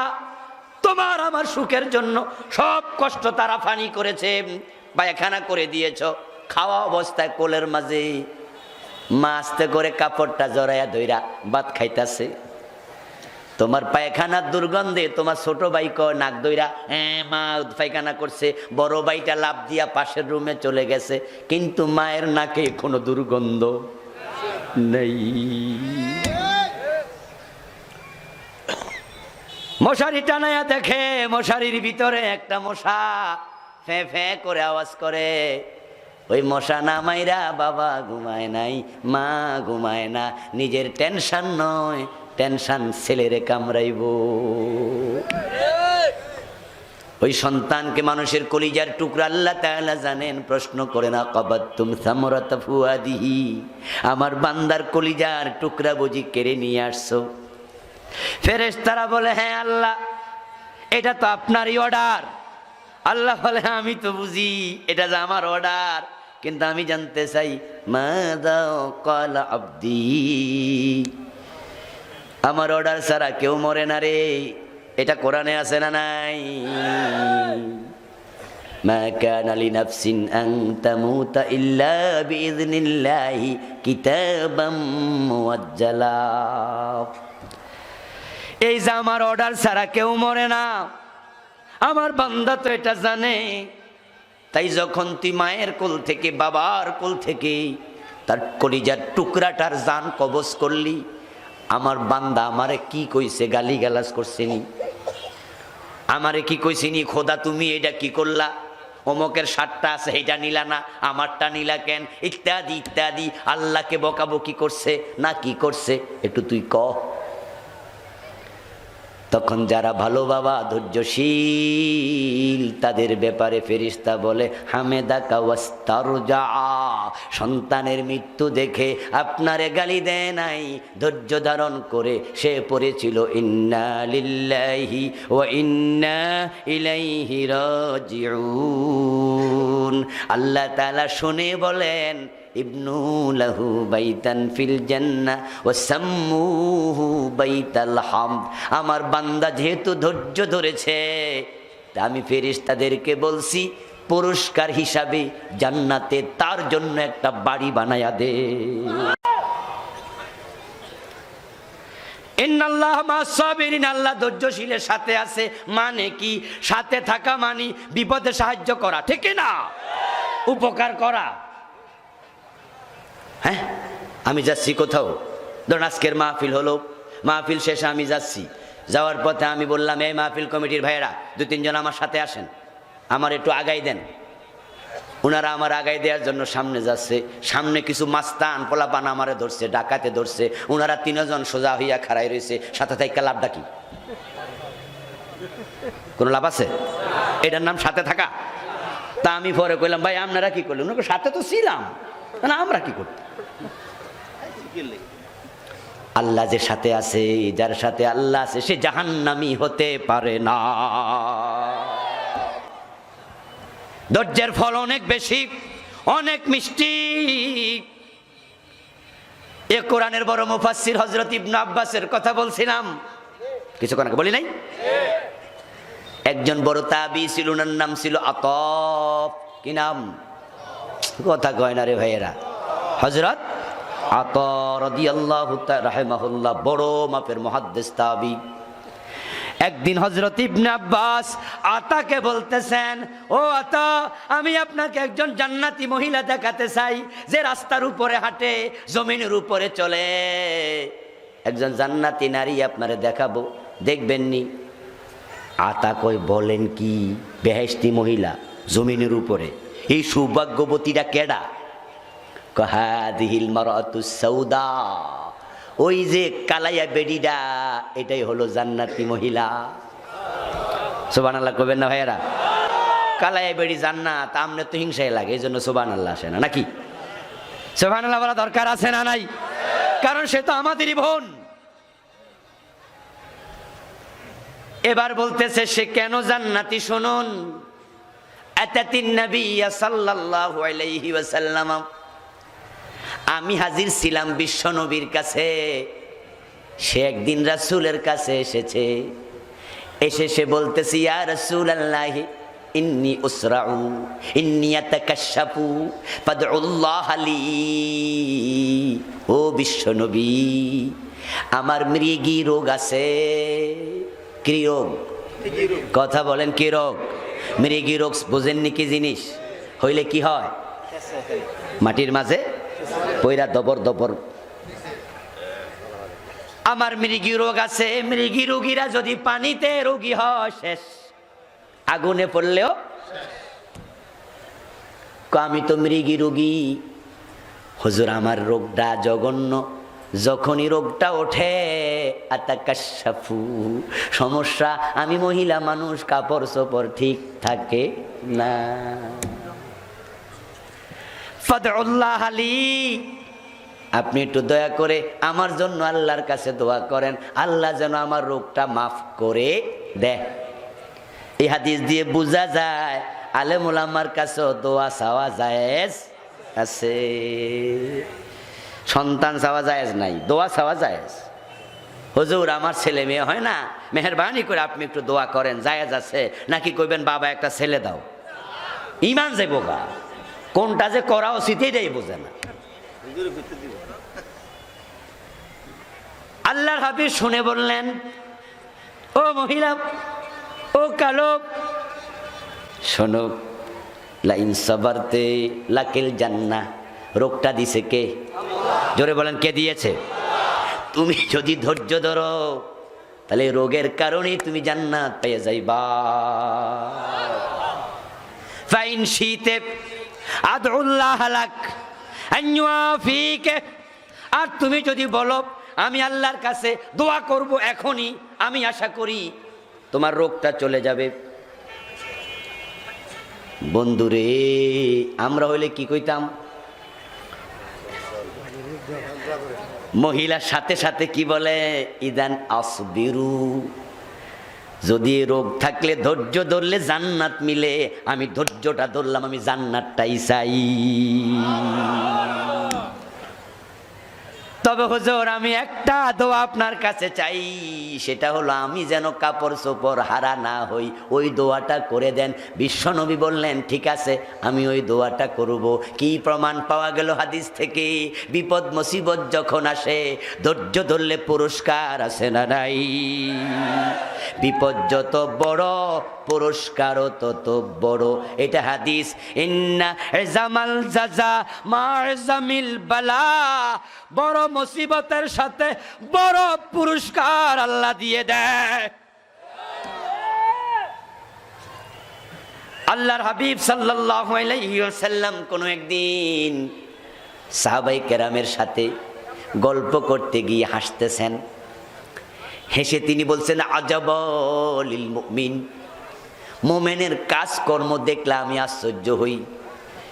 কারণ যখন তাদের বিপদ আসে তখন তারা পুরস্কার পায় ধৈর্যের কারণে, যখন তারা নেয়ামত পায় তখনও পুরস্কার পায় শুকরিয়ার কারণে।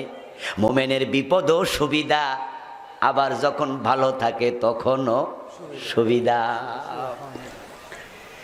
আল্লাহর হাবিব বলছেন, মা সাবা মুসলিমান মিন ওয়াসাবিন ওয়ালা নাসাবিন ওয়ালা হাম্মিন ওয়ালা জাম্মিন ওয়ালা হাজনিন, মুমিন ব্যক্তিকে ছোটখাটো বিপদ মুসিবত যা আসে, ইল্লা কাফফারাল্লাহু বিহিন্নাল খাতায়া,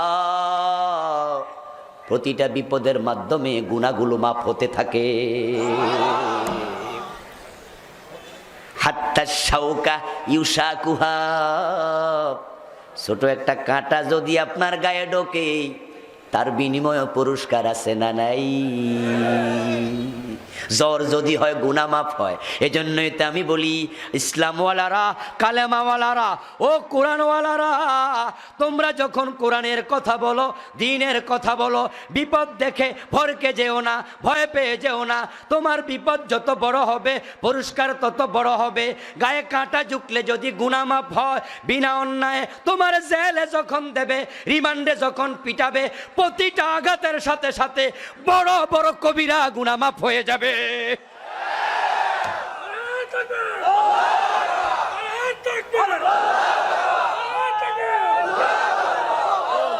আমার মুসলমান ভাইয়েরা, বিপদ আপদ আমাদের জীবনেও আছে না নাই?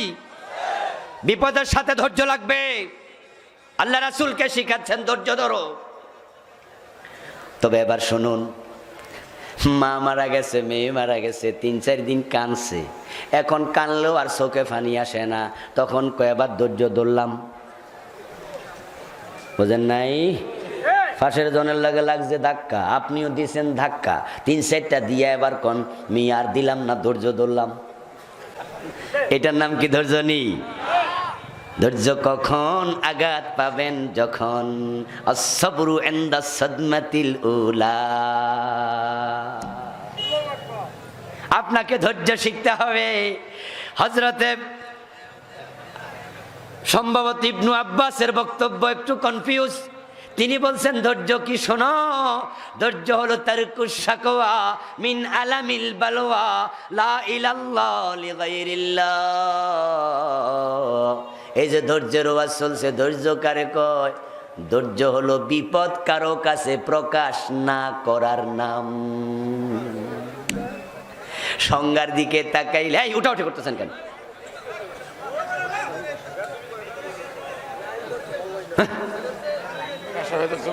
আরে পেশাবে ধরলে একজন একজন উঠবেন, আকল নাই নাকি? হ্যাঁ, কি আলোচনা শেষ করে দেব? উঠবেন, উঠতেই পারেন, তবে বুঝতে হবে এই যা তুই একটু যা, আমি 3 মিনিট পরে যাইতেছি, এটা না নিয়ম, ঠিক না? প্রস্রাব হতে পারে বা দুধ থেকে আসছে, রাত তো কম হয় নাই, বেজে গেছে 11টার বেশি, যেতেই পারেন আপনি, কিন্তু লাইন ধরে গেলে পরিবেশ নষ্ট হয় না? আরে বুদ্ধি না থাকলে গরজামায় থাকা লাগবো তো।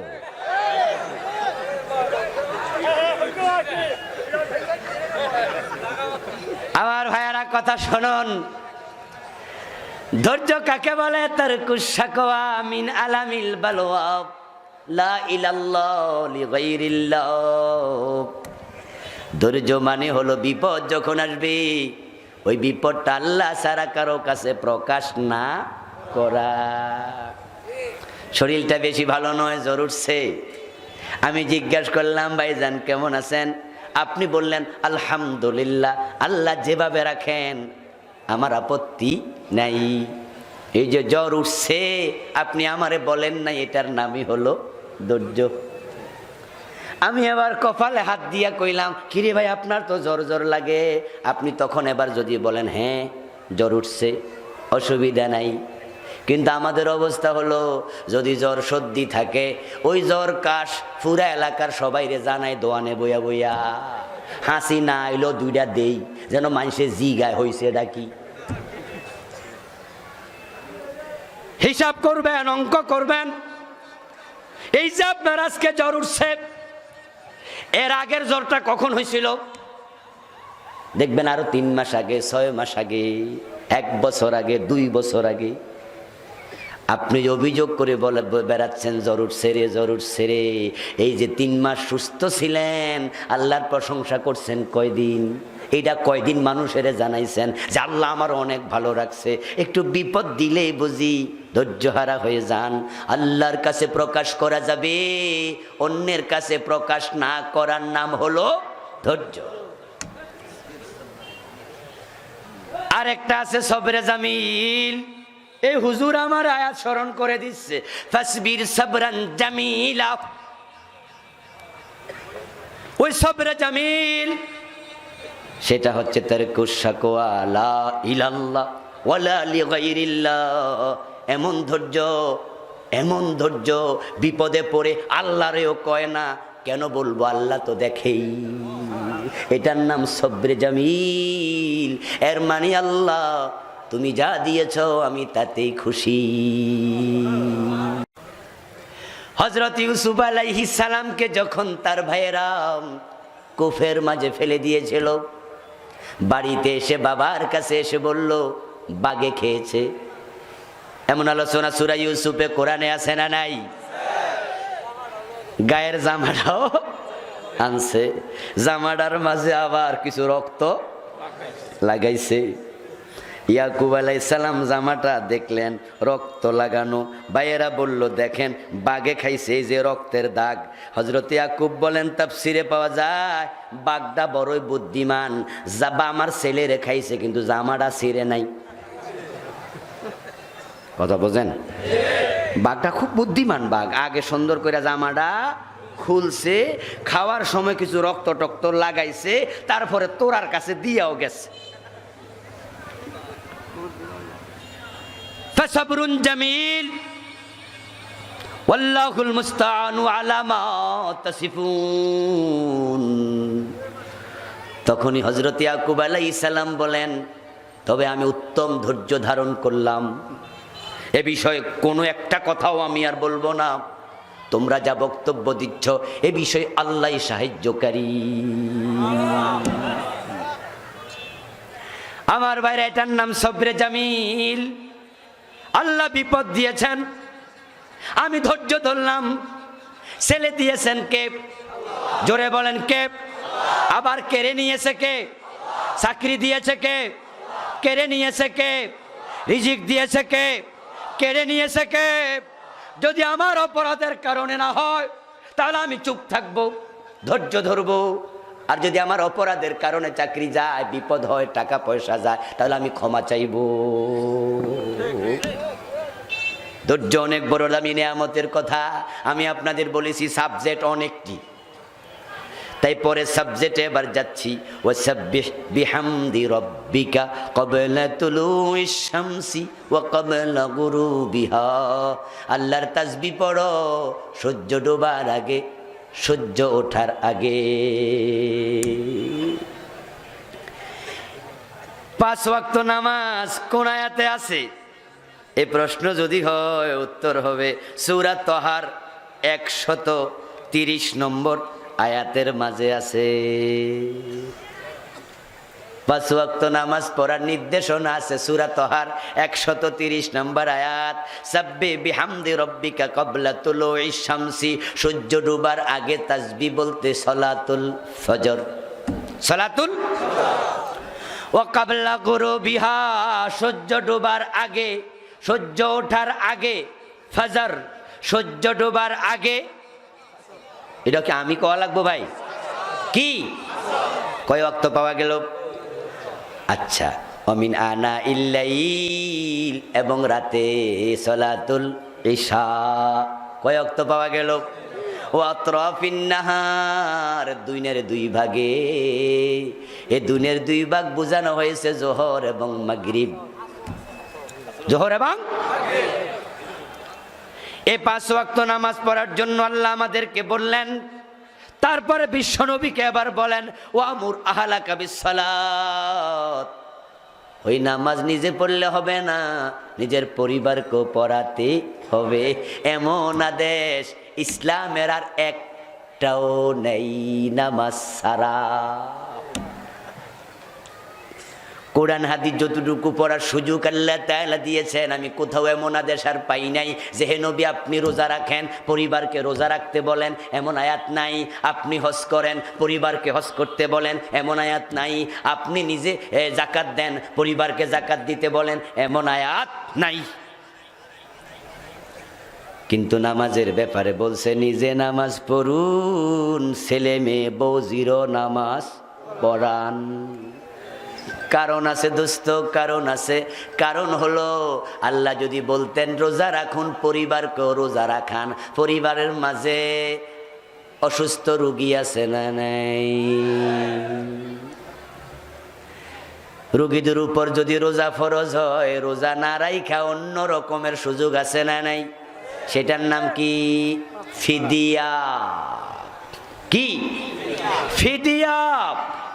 অসুস্থ রোগী ফিদিয়া হলো প্রতি রোজার বিনিময়ে একজন মিসকিনকে 2 বেলার খাবার দেয়া, তাহলে তার রোজা রাখার লাগবে না। ওয়ালাল্লাযীনা ইউতীকুনা ফিদিয়াতু তুআমি মিসকিন। আচ্ছা, আপনি হজ করুন, পরিবারের লোকদেরকে হজ করতে বলুন। এমন লোক তো আছে যার টাকা পয়সা নাই। আমার পরিবারে আমার উপর হজ ফরজ, আমার বাবার উপরে হজ ফরজ নাও হতে পারে। যেমন আপনারা যারা হজ করেছেন সবার মা হজ করছে, কথা কয় না কেন আমার ভাইয়েরা? সবার মা হজ করছে। তাহলে আল্লাহ যদি বলতো নিজে হজ করুন, পরিবারের করান, তাহলে তো মা বাবা সবাইরে করান লাগতো। এবার বলুন তো, যাকাত কি সবাই দেয়া লাগে না যে মালওয়ালা? তা আপনি যাকাত দেন, পরিবারের যাকাত দেওয়ান, তাহলে তো যার উপরে মাল নাই হেও দেয়া লাগবো। তাই শুধুমাত্র নামাজের বিধান, নিজে নামাজ পড়ুন, ওয়াস্তাবির আলাইহা, এর উপরে অটল থাকুন, ওয়ামুর আহলাকা বিসসালাহ। এখানে হাজার হাজার মুসলমান ধরা খাইয়া যাবে। আমার সামনে পিছে ডানে বামে দূরে বসে যারা শুনছেন, বাবা 5 ওয়াক্ত নামাজ পড়ে, ছেলে পড়ে না, মেয়ে পড়ে না, এমন নামাজি বাবা আছে না নাই? নিজে নামাজ পড়া যেমন ফরজ, অধীনস্থকে নামাজ পড়ানোটাও ফরজ। ও বন্ধু, যুবক ছেলে ঘরে ঘুমায়, ফজরের টাইমে শীতের মাঝে বাবা মসজিদে যায়, যাওয়ার সময় উকি দিয়া দেখে ছেলের গায়ে কম্বলটা আসেনি। কথা ছিল নামাজের টাইমে কম্বল থাকলে সরাইয়া দিয়া এ বেটা নামাজে চল, কিন্তু আমরা অধিকাংশ বাবা কি করি, কম্বল না থাকলে আরো টাইম না দেই। হাসরের দিন হাজার হাজার বাবা সন্তানের মামলার আসামি হবে, জাহান্নামী হবে। আল্লাহর দরবারে হাজির হলে আল্লাহ বলবে দোজকে যা, দোজকে। সন্তান বলবে প্রভু কোন অপরাধে? বলবে নামাজ পড়িসনি কেন? ছেলে বলবে আল্লাহ আমার বাবার উপরে দায়িত্ব ছিল, বয়স যখন 7 নামাজের আদেশ করো, বয়স যখন 10 নামাজ না পড়লে পিটাও, এমন হাদিস আছে না নাই? আমার বাবা এটা করে নাই, তবে প্রভু হে আমার মনে আছে নাজআলহুমা তাহতা আকদামিনা লিয়াকুনা মিনাল আসফালিন, পায়ের তলায় রেখে জাহান্নামে যেতে চাই। আমার সাথে সবাই পড়ুন কোরআনের আয়াত, সবাই পারার কথা। কু আনফুসাকুম ওয়া আহলিকুম নারা, জাহান্নামের আগুন থেকে নিজে বাঁচো, নিজের পরিবারকে বাঁচাও। আওয়াজ দিয়ে বলুন তো এই আদেশ করেছেন কে? তা আপনি মসজিদে যাচ্ছেন জাহান্নাম থেকে বাঁচতে, ছেলে কেন নিলেন না? মাইয়ারে কেন ডাকলেন না? বউরে কেন পড়াইলেন না?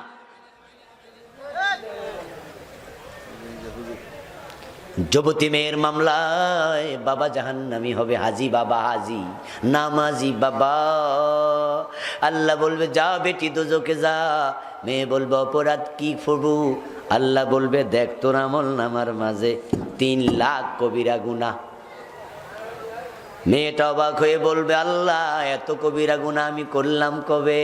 আল্লাহ বলবে কেন তোর কি মনে নাই বোরকা ছাড়া স্কুলে গেছস, কলেজে গেছস, সুন্দরী যুবতী ছিলি, ক্রস ওড়না গায়ে দিছস, যৌবনের চিহ্ন ফুটে উঠেছিল, রাস্তার 2 পাশ থেকে কত বেড়া তাকাইছে, যে যত খারাপ নজরে তাকাইছে, প্রত্যেকের হইছে একটা করে গুনাহ, আর তোর একদিনে হইছে 10,000 গুনাহ।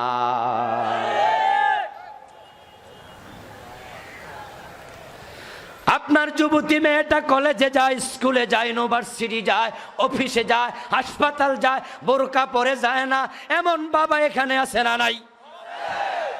কিরে ওয়াজ শুনবা? কিসের ওয়াজ? কি লাভ তোমার ওয়াজ শুইনা? নিজের মেয়ের বোরকা পরাবেন, রাজি আছেন না নাই? মেয়েরে বলে দেবেন মা তুই বোরকা পরে যেতে হবে। মেয়ে যদি নাক ছিটকায়, বাবা স্কুলে সবাই তো যায় না, আমার কেমন কেমন লাগে, আমি বোরকা পরবো না, তখন বলে দেবেন তাহলে আমার ঘরে ভাত খাওয়ার সুযোগ তোর নাই।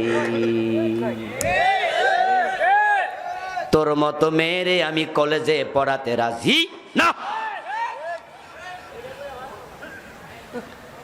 অথচ উল্টা উল্টা ক্লাস 6-এর মাইয়ারে গানের স্কুলে ভর্তি করাইয়া দেয়, এমন বাবা আছে না নাই? সারে গামা ফা দানিশা। মেয়েদেরকে হারমোনিয়াম কিনে দেয়, ছেলেকে কিনে দেয়, নাচের স্কুলে ভর্তি করায়, গানের স্কুলে ভর্তি করায়। এই মেয়ে নাটক করে, সিনেমা করে, কোটি কোটি মানুষ দেখে।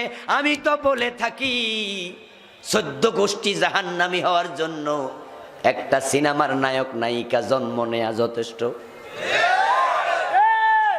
আমি এটাও বলে থাকি যাদের বংশে 18 কলসি পাপ করছে, হে বংশে একটা নায়ক নায়িকা জন্ম নিছে। রক্তের মাঝে দারুণ প্রবলেম। ভালো রক্ত থেকে এত পাপাচারী হতে পারে না, কারণ সিনেমা যারা বানায়, যারা নায়ক নায়িকা হয়, তারা শুধু একা কবিরা গুনাহ করে না, কোটি কোটি মানুষকে কবিরা গুনাহগার বানায়। লাগাতার 3 ঘন্টা শত শত কবিরা গুনাহ, শত শত। আমরা যারা ভালো মানুষ আলহামদুলিল্লাহ, আমরা সিনেমা হলে যাই না, সিনেমা দেখি না, পছন্দ করি না। মা পর্দা করে, বউ পর্দা করে, মেয়ে পর্দা করে, নিজের আত্মীয় স্বজনরা পর্দা করে, বেপর্দা কেউ দেখলে ধমক মারি। সে আমরা তো এমন জায়গায় পোস্টার লাগায় রে, সিনেমার কানা বেড়ার চৌকো যায়। একটা আয়না কিনবো, আয়না কিনতে বাজারে যান, আয়না কিনবেন 30 টাকা, পিছনে তাকায়া দেখেন বেড়ি ফিরি। আছে না নাই? সেই লোকগুলা কত হারাম। আমি অবাক হই যে বিনা কারণে কবিরা গুনাহ করে। এটা কেমন মানুষ রে? আয়নার পিছনে গোলাপ ফুল দেয়া যায় না? কথা বলেন না কেন? বাইতুল মুকাররমে ছবি দেয়া যায় না? মসজিদ আকসার ছবি দেয়া যায় না? ভালো কিছু দেয়া যায় না? তোরা কেনা কইছে সিনেমার নায়িকা দিতি? কে কইছে? হায় হায় হায় হায়, এমনি তো গুনার অভাব নাই, আর বিনা কারণে গুনাহ করতেছে, কোন কারণ ছাড়া। মাঝে মাঝে দেখি রাস্তা দিয়ে চলার সময় চা দোকানে বইয়া টেবিলের উপরে ঠ্যাঙের উপর ঠ্যাং তুলে আসছে, লুঙ্গিটা তুলতে তুলতে রানের গোড়া তুলে বইয়ে রয়েছে। কোনো পানি নাই, কিছু নাই, জ্বর তুফান নাই, লুঙ্গি নিজে নিজে উঠছে। আমি অবাক হই, এই লোকেরা দোজকে যাইব না তো যাইব ডাকেরা? আর এরা দোজকে গেলে আল্লাহ মানা করবো কেন? কারণ কোনো দরকার ছাড়া কবিরা গুনাহ, ঠিক না? অপ্রয়োজনে সতর্ক। আরে ভাই, যদি এমন তো হে গাছে উঠতেছে, হে হাল চাষ করতেছে, যদিও তখনও তরক করার কোনো অনুমতি নাই, তারপরেও যে হইতে পারে যে লুঙ্গিটা খোলা আছে তো বেড়ে টেরে ফেরে টেরে যায় কিনা, তাই গাছে ওঠার সময় বুঝতাম যে লোকটা কবিরা গুনাহ করছে, তবে কারণ একটা দেখাইছে। কিন্তু যে চেয়ারের মাঝে বইয়ে রসুতুল্লাহ, এর কোন কারণ কোনছে? এর মানে হলো এই লোকগুলোর কলিজার মাঝে আল্লাহর ভয় সামান্য। নিজের বউটাকে সাথে নিয়ে বেড়াতে যায়, পর্দা করায় না, এমন স্বামী আছে না নাই? এই যে আগামী দিন জুমার নামাজের পরে কমিউনিটি সেন্টারে বিয়ের দাওয়াত খাবে। আস্তাগফিরুল্লাহ আল-আযীম। বিয়ের অনুষ্ঠান ছিল রহমতের অনুষ্ঠান, এটা সুন্নাহ অনুষ্ঠান, আল্লাহর রহমত পড়ার কথা, ঠিক কিনা? কিন্তু বিয়ের অনুষ্ঠানগুলোতে এখন এত বেশি বেপর্দা মহিলা, সেখানে রহমতের ফেরেশতা নামার জায়গাও পায়। যে সমস্ত মহিলারা নরমালি পর্দা করে, তাদের মাঝেও বিয়েতে যাওয়ার সময় বেপর্দার প্রবণতা জন্ম নেয়। নিজের নেকলেস যদি না থাকে, খালতো বোন থেকে হাওলাত নেয়। শাস্তে শাস্তে কালা বেড়ি সাদা হয়, ঠিক কিনা? যেটা একবার কালাইয়া সেইটাও। আজকের মাহফিলে মা বোনের আছে না নাই? আমার বদদোয়া দিব না? আমি আশা করি বদদোয়া দেবেন না, কারণ মা আমি আপনাকে বলছি, বোন আপনাকে বলছি, আপনি হচ্ছেন আপনার সন্তানের জন্য ফ্যাক্টরির মতো। ফ্যাক্টরির ভিতরে যদি থাকে, ফ্যাক্টরির ভিতরে থাকে অকটেন, ফ্যাক্টরির ভিতরে থাকে কেরোসিন তেল, যত দামি সানাসুর হোক ওই সানাসুর খাওয়া যায়। আপনি সন্তানের জন্য ফ্যাক্টরি মা, আপনার পেট দেখায়া রাস্তায় হাঁটবেন না। নাভি থেকে বুক পর্যন্ত এই জায়গাটুকু 8 ইঞ্চির মতো। মা আপনার এই জায়গা অনেক দামি জায়গা, অনেক দামি জায়গা। এটা যদি পরপুরুষের চোখ পড়ে যায়, ওই পেট থেকে আল্লাহর ওলি জন্ম নেবে না।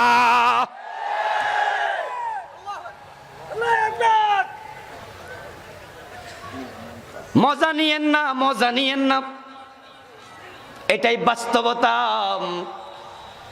সমাজে বলুন তো, শিক্ষিত মানুষ বেশি না কম? আগের তুলনায় কথা বলুন, বেশি না কম? দিন দিন শিক্ষিত কমে না বাড়ে? কিন্তু ভালো মানুষ কমে না বাড়ে। এ ভালো মানুষ কমার পেছনে মায়েদের পেট দেখানো দায়ী, বেপরদায়ী দায়ী।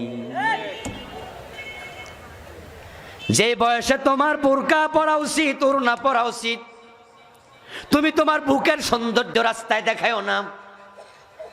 পরপুরুষ তোমার বুকের সৌন্দর্য দেখছে, আর তুমি আস্তে করে ওড়নাটাই না আরো দেখাইতেছ। এমন কিছু হারামি মাইয়া আছে না নাই? হুজুরের সামনে এটা করে।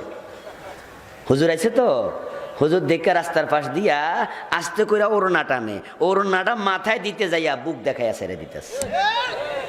মানে দেখো আমি কত সুন্দর। আস্তাগফিরুল্লাহ, আস্তাগফিরুল্লাহ। যেই বুক পরপুরুষ দেখে ওই বুকের দুধ খেয়ে আল্লাহর ওলি হবে না। খারাপ সন্তান তেমনে আসে নাই। তুমি রাস্তার মাঝ দিয়ে হেঁটে যাচ্ছ মা, ও আমার যুবতী বোন, 1000 লোক যদি তোমারে দেখে তাদের একটা করে কবিরা গুনাহ হবে, আর তোমার একাই হবে 1000টা। 2-4টা কবিরা গুনাহ থাকলে তো হুঁশ তাই না।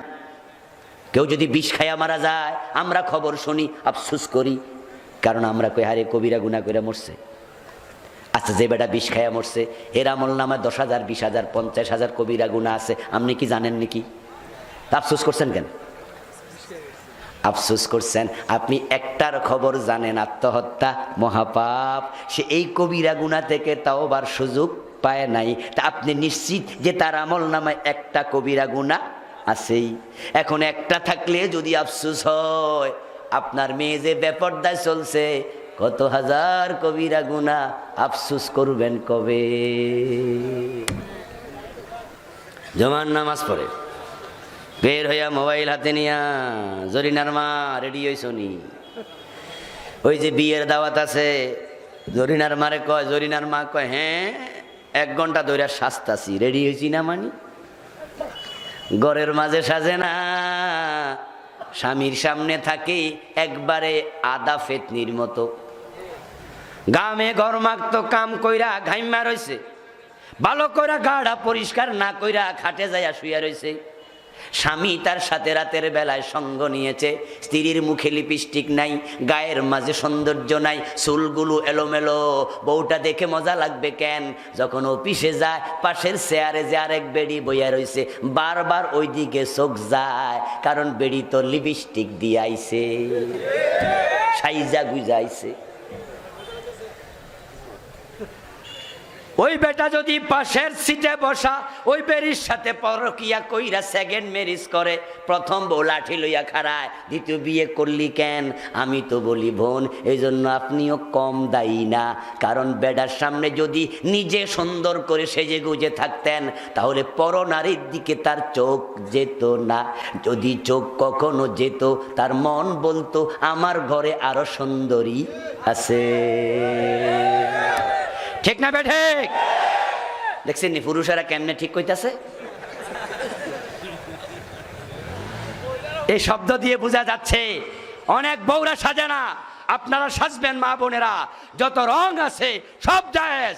পুরুষের জন্য সুগন্ধ, নারীদের জন্য রং, পায়ের তলা থেকে মাথার চুল পর্যন্ত সব সাজবেন, কিন্তু কার জন্য? স্বামীর জন্য। কিন্তু জরিনার মারে কয় সাজনি, জরিনার মা কয় সাজছি।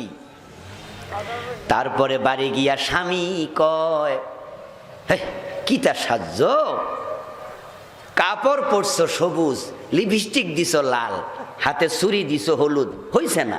মেসিং না, মেসিং করো। বউডারে আরো সাজাইয়া মোটরসাইকেলের পিছনে বসায়া তারপরে রাস্তা দিয়া যায় চলে, 1000 মানুষ তাকায়া থাকে, 1000 কবিরা গুনাহ হয়। হাসরের মাঠে তুমি স্বামী নয়, বউয়ের মামলার আসামি হওয়া লাগবে।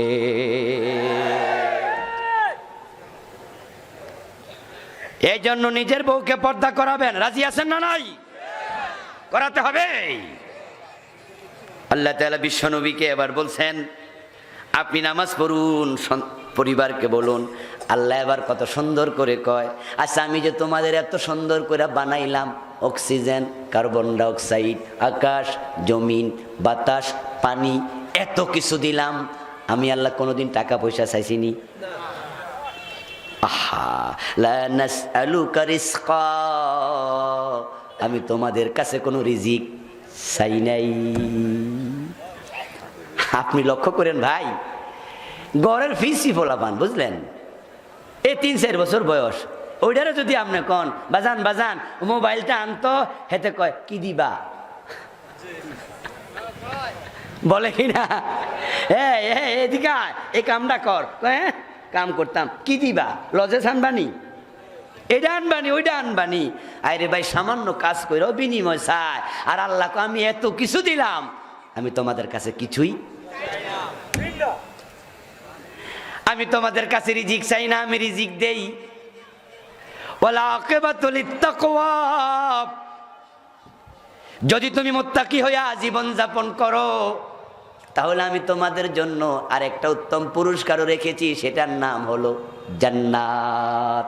তিলকাল জান্নাতুল্লাতী নুরিসু মিন ইবাদিনা মান কানা তাকিয়া ওয়াল আকিবাতু লিত্তাকওয়া। আল্লাহর জান্নাতে যাওয়ার শখ আছে না নাই? জোরে বলেন, শখ আছে না নাই? জান্নাতে যেতে হলে তাকওয়া লাগবে। বাংলাদেশের লোকেরা তাকওয়া বুঝছে খুব ভালো করে। লম্বা টুপি, লম্বা দাড়ি, পাঞ্জামা, পাগড়াবি, এই যে পড়লে কত বড় মুত্তাকি, অথচ বেটা সুদে টাকা লাগায়। এমন আছে না নাই? মুখে দাঁড়িয়ে আছে, ওজনে কম দেয়, এমন জালেম ব্যবসায়ী আছে না নাই? নামাজের খবর নাই, দাঁড়িয়ে রাখছে এতে বেটা, সুন্নাত পালন করতেছে। হারামি কারে কয়? আমার ড্রাইভার আগে যেটা ছিল, ও একদিন গল্প করতে বলে, হুজুর আমার যিনি ওস্তাজ, মানে যারা ওই ড্রাইভিং শিখা হেরারে কিতা কয়, হেরা কয় ওস্তাজ। ওস্তাদ কয় আমার ওস্তাদের এত বড় দাড়ি কিন্তু জুমাও পড়ে না। আমি একদিন আশ্চর্য হলাম, জিগাইলাম যে ওস্তাদ আপনি এত সুন্দর দাড়ি, জুমাটাও পড়েন না? কয় দূর বেড়া, দাড়ি রাখলে ট্রাফিক পুলিশে কম ধরে। চিন্তা করছে, দাঁড়িয়ে আছে, ট্রাফিক পুলিশ হয়রানি কম করে। আপনি তাকওয়া কিভাবে নেবেন? দাড়ি, টুপি, পাজামা, পাঞ্জাবি এগুলো লাগবে লাগবে লাগবে, সুন্নাহ। কিন্তু আসল তাকওয়া হলো অন্তরে। আত্তাকওয়া হাহুনা, আত্তাকওয়া হাহুনা, আত্তাকওয়া হাহুনা। রাসূল 3 বার কলবের দিকে ইশারা করলে বললেন তাকওয়া এখানে। তাকওয়া মানে হলো হিফজুন নফস মিম্মা ইউসাম, গুনাহ হয় এমন কাজ পরিত্যাগ করার নাম হলো তাকওয়া। কিন্তু আমরা দেখি নামাজি মানুষ সুদে টাকা লাগায়, দাড়িওয়ালা ওজনে কম দেয়, হাজি সাহেব মালে বেজাল দেয়, কত বড় মুত্তাকি ফরেজগার লম্বা জামা গায়ে, নিজের বোনের হক দেয় না, উল্টা আরো জাল দলিল করে। মসজিদের সভাপতি, সেক্রেটারি, মসজিদের কোষাধ্যক্ষ, এলাকার নেতা কিছু ঘুষ দিলে পরে বিচার উল্টায়া দেয়, এমনও আছে না নাই? কালীগঞ্জে নাই? আছে? তুমি কিসের মুত্তাকি? ইন্নাল্লাহা লা ইয়ানজুরু ইলা সুওয়ারিকুম ওয়া আমওয়ালিকুম ওয়ালাকিন ইয়ানজুরু ইলা কুলুবিকুম ওয়া আমালিকুম। আল্লাহ তাকায়া দেখবে না তোমার চেহারা কত সুন্দর, টুপি কত দামি, পাগড়ি কত লম্বা, পাঞ্জাবি কত সুন্দর। আল্লাহ দেখবে তোমার কলবের অবস্থা কি, তারপরে দেখবে তোমার আমলের অবস্থা কি। এই জন্য অন্যায় দেখলে সরে আসতে হবে, এটার নাম তাকওয়া। রাজি আছেন না নাই? এমন অফিসার বাংলাদেশে আছে, আমি নিজে দেখেছি। ওই লোকটা হয়তো দাড়ি নাই কিন্তু 1 টাকা ঘুষ খায় না। আর আমার কুমিল্লায় এমন অফিসার দেখেছি, ঘুষ না দিলে একটা সিগনেচারও করে না।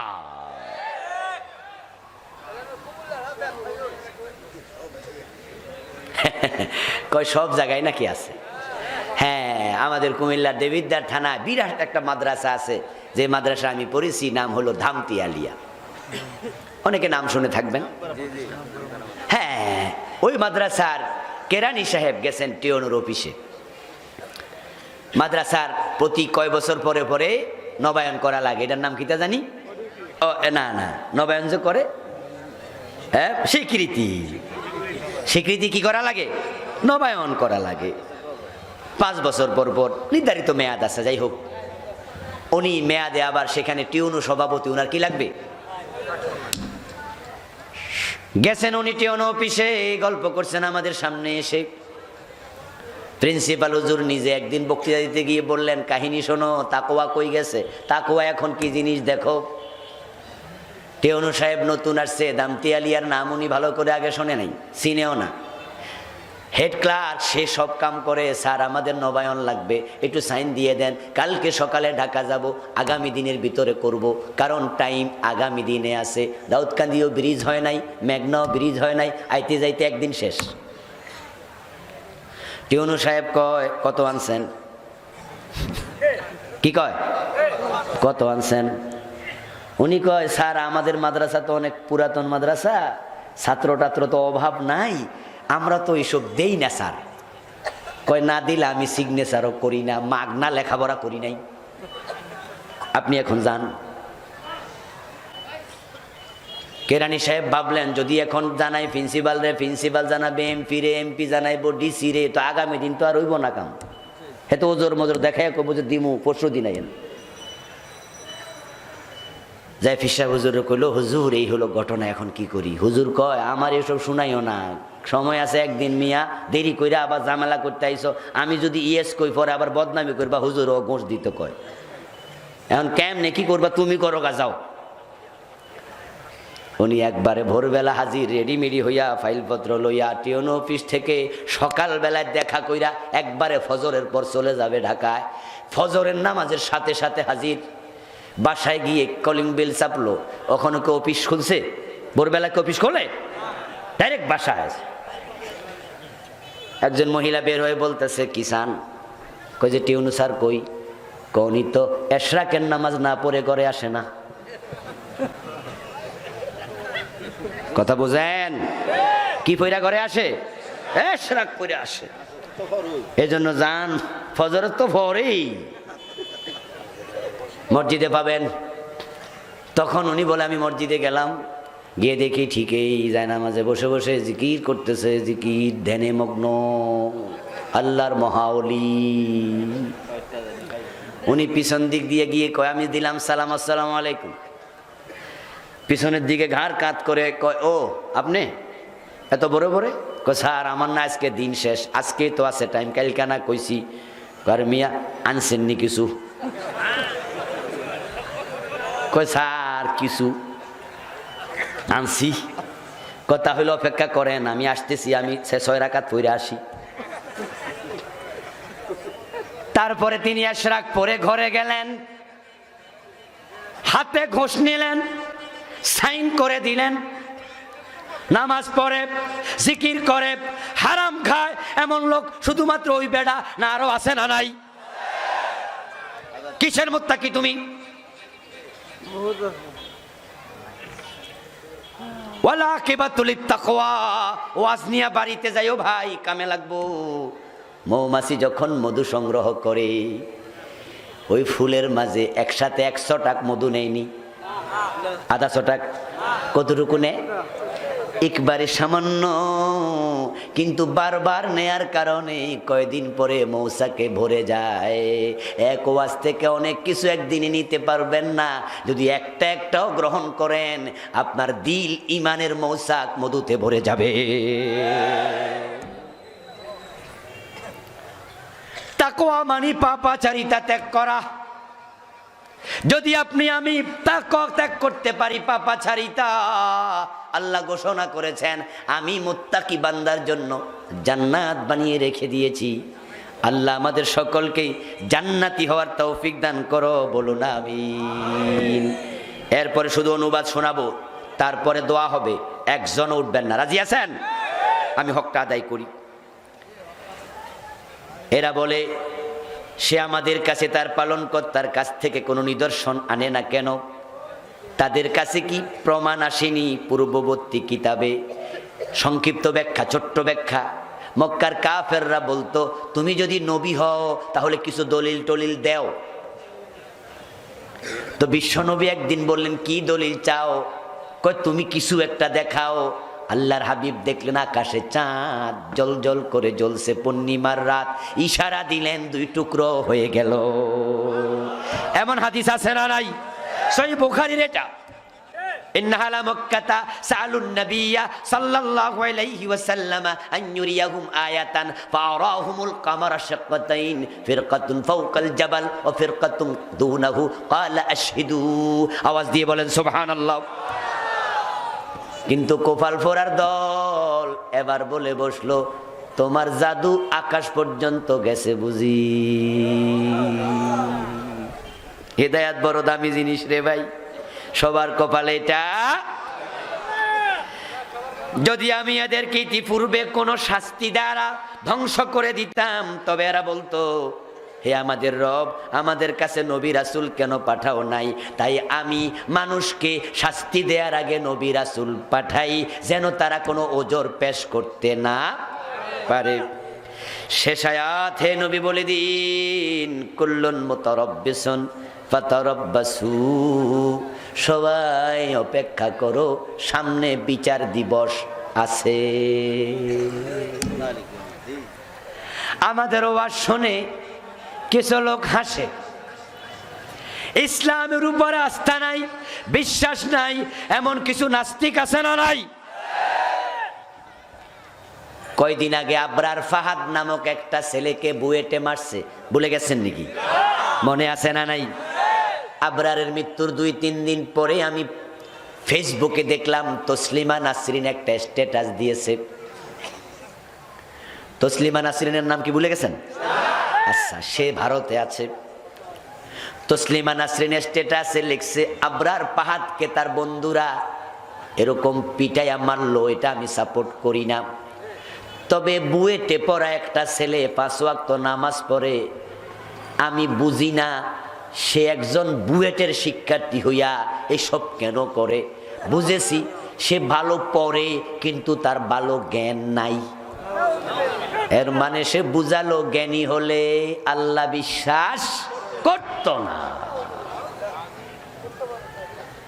আমাদের ওয়াজ শুনে, আলোচনা শুনে তামাশা করে, হাসি দেয়, ঠাট্টা করে, বিদ্রুপ করে। আল্লাহ তাদের ব্যাপারে বলছে, কুল্লুন মুতারাব্বিসুন ফাতারাব্বাসু, সূরা তাহার শেষ আয়াত। সবাই তো অপেক্ষায় আছে, তোমরা অপেক্ষা থাকো, সামনে কিয়ামত আছে। ফাসাতা'লামুন মান আসহাবুস সিরাতিস সাবিয়্যি ওয়া মান ইহতাদা, তখন তোমরা চিরে জানবে কে হেদায়াতের পথ পেয়েছে আর কে হেদায়াত থেকে বঞ্চিত হয়েছে। আল্লাহ পাক রব্বুল আলামিন আমাদের সকলকে হেদায়াতের উপরে টিকে থাকার তৌফিক দান করুন। আওয়াজ দিয়ে বলেন আল্লাহুম্মা আমিন। হাযা মা ইনদি ওয়াল ইলমু ইনদাল্লাহ আলাইহি তাওয়াক্কালতু ওয়া ইলাইহি উনীব। আল্লাহ হাফিজ। আগামী দিন এই মাহফিলের শেষ দিন, দাওয়াত থাকলো সকলের কাছে, সদল বলে হাজির হবেন ইনশাআল্লাহ। আর যিনি আসবেন, মোহতারাম সাদিকুর রহমান আজহারি ভাই, আমার বন্ধু মানুষ, খুব ভালো বলেন, খুব ভালো বলেন, আলহামদুলিল্লাহ, খুব জজবাওয়ালা। আল্লাহ তাআলা আমাদের সকলকে আসার তৌফিক দান করুন, আমিন। স্টেজে আমার লিখা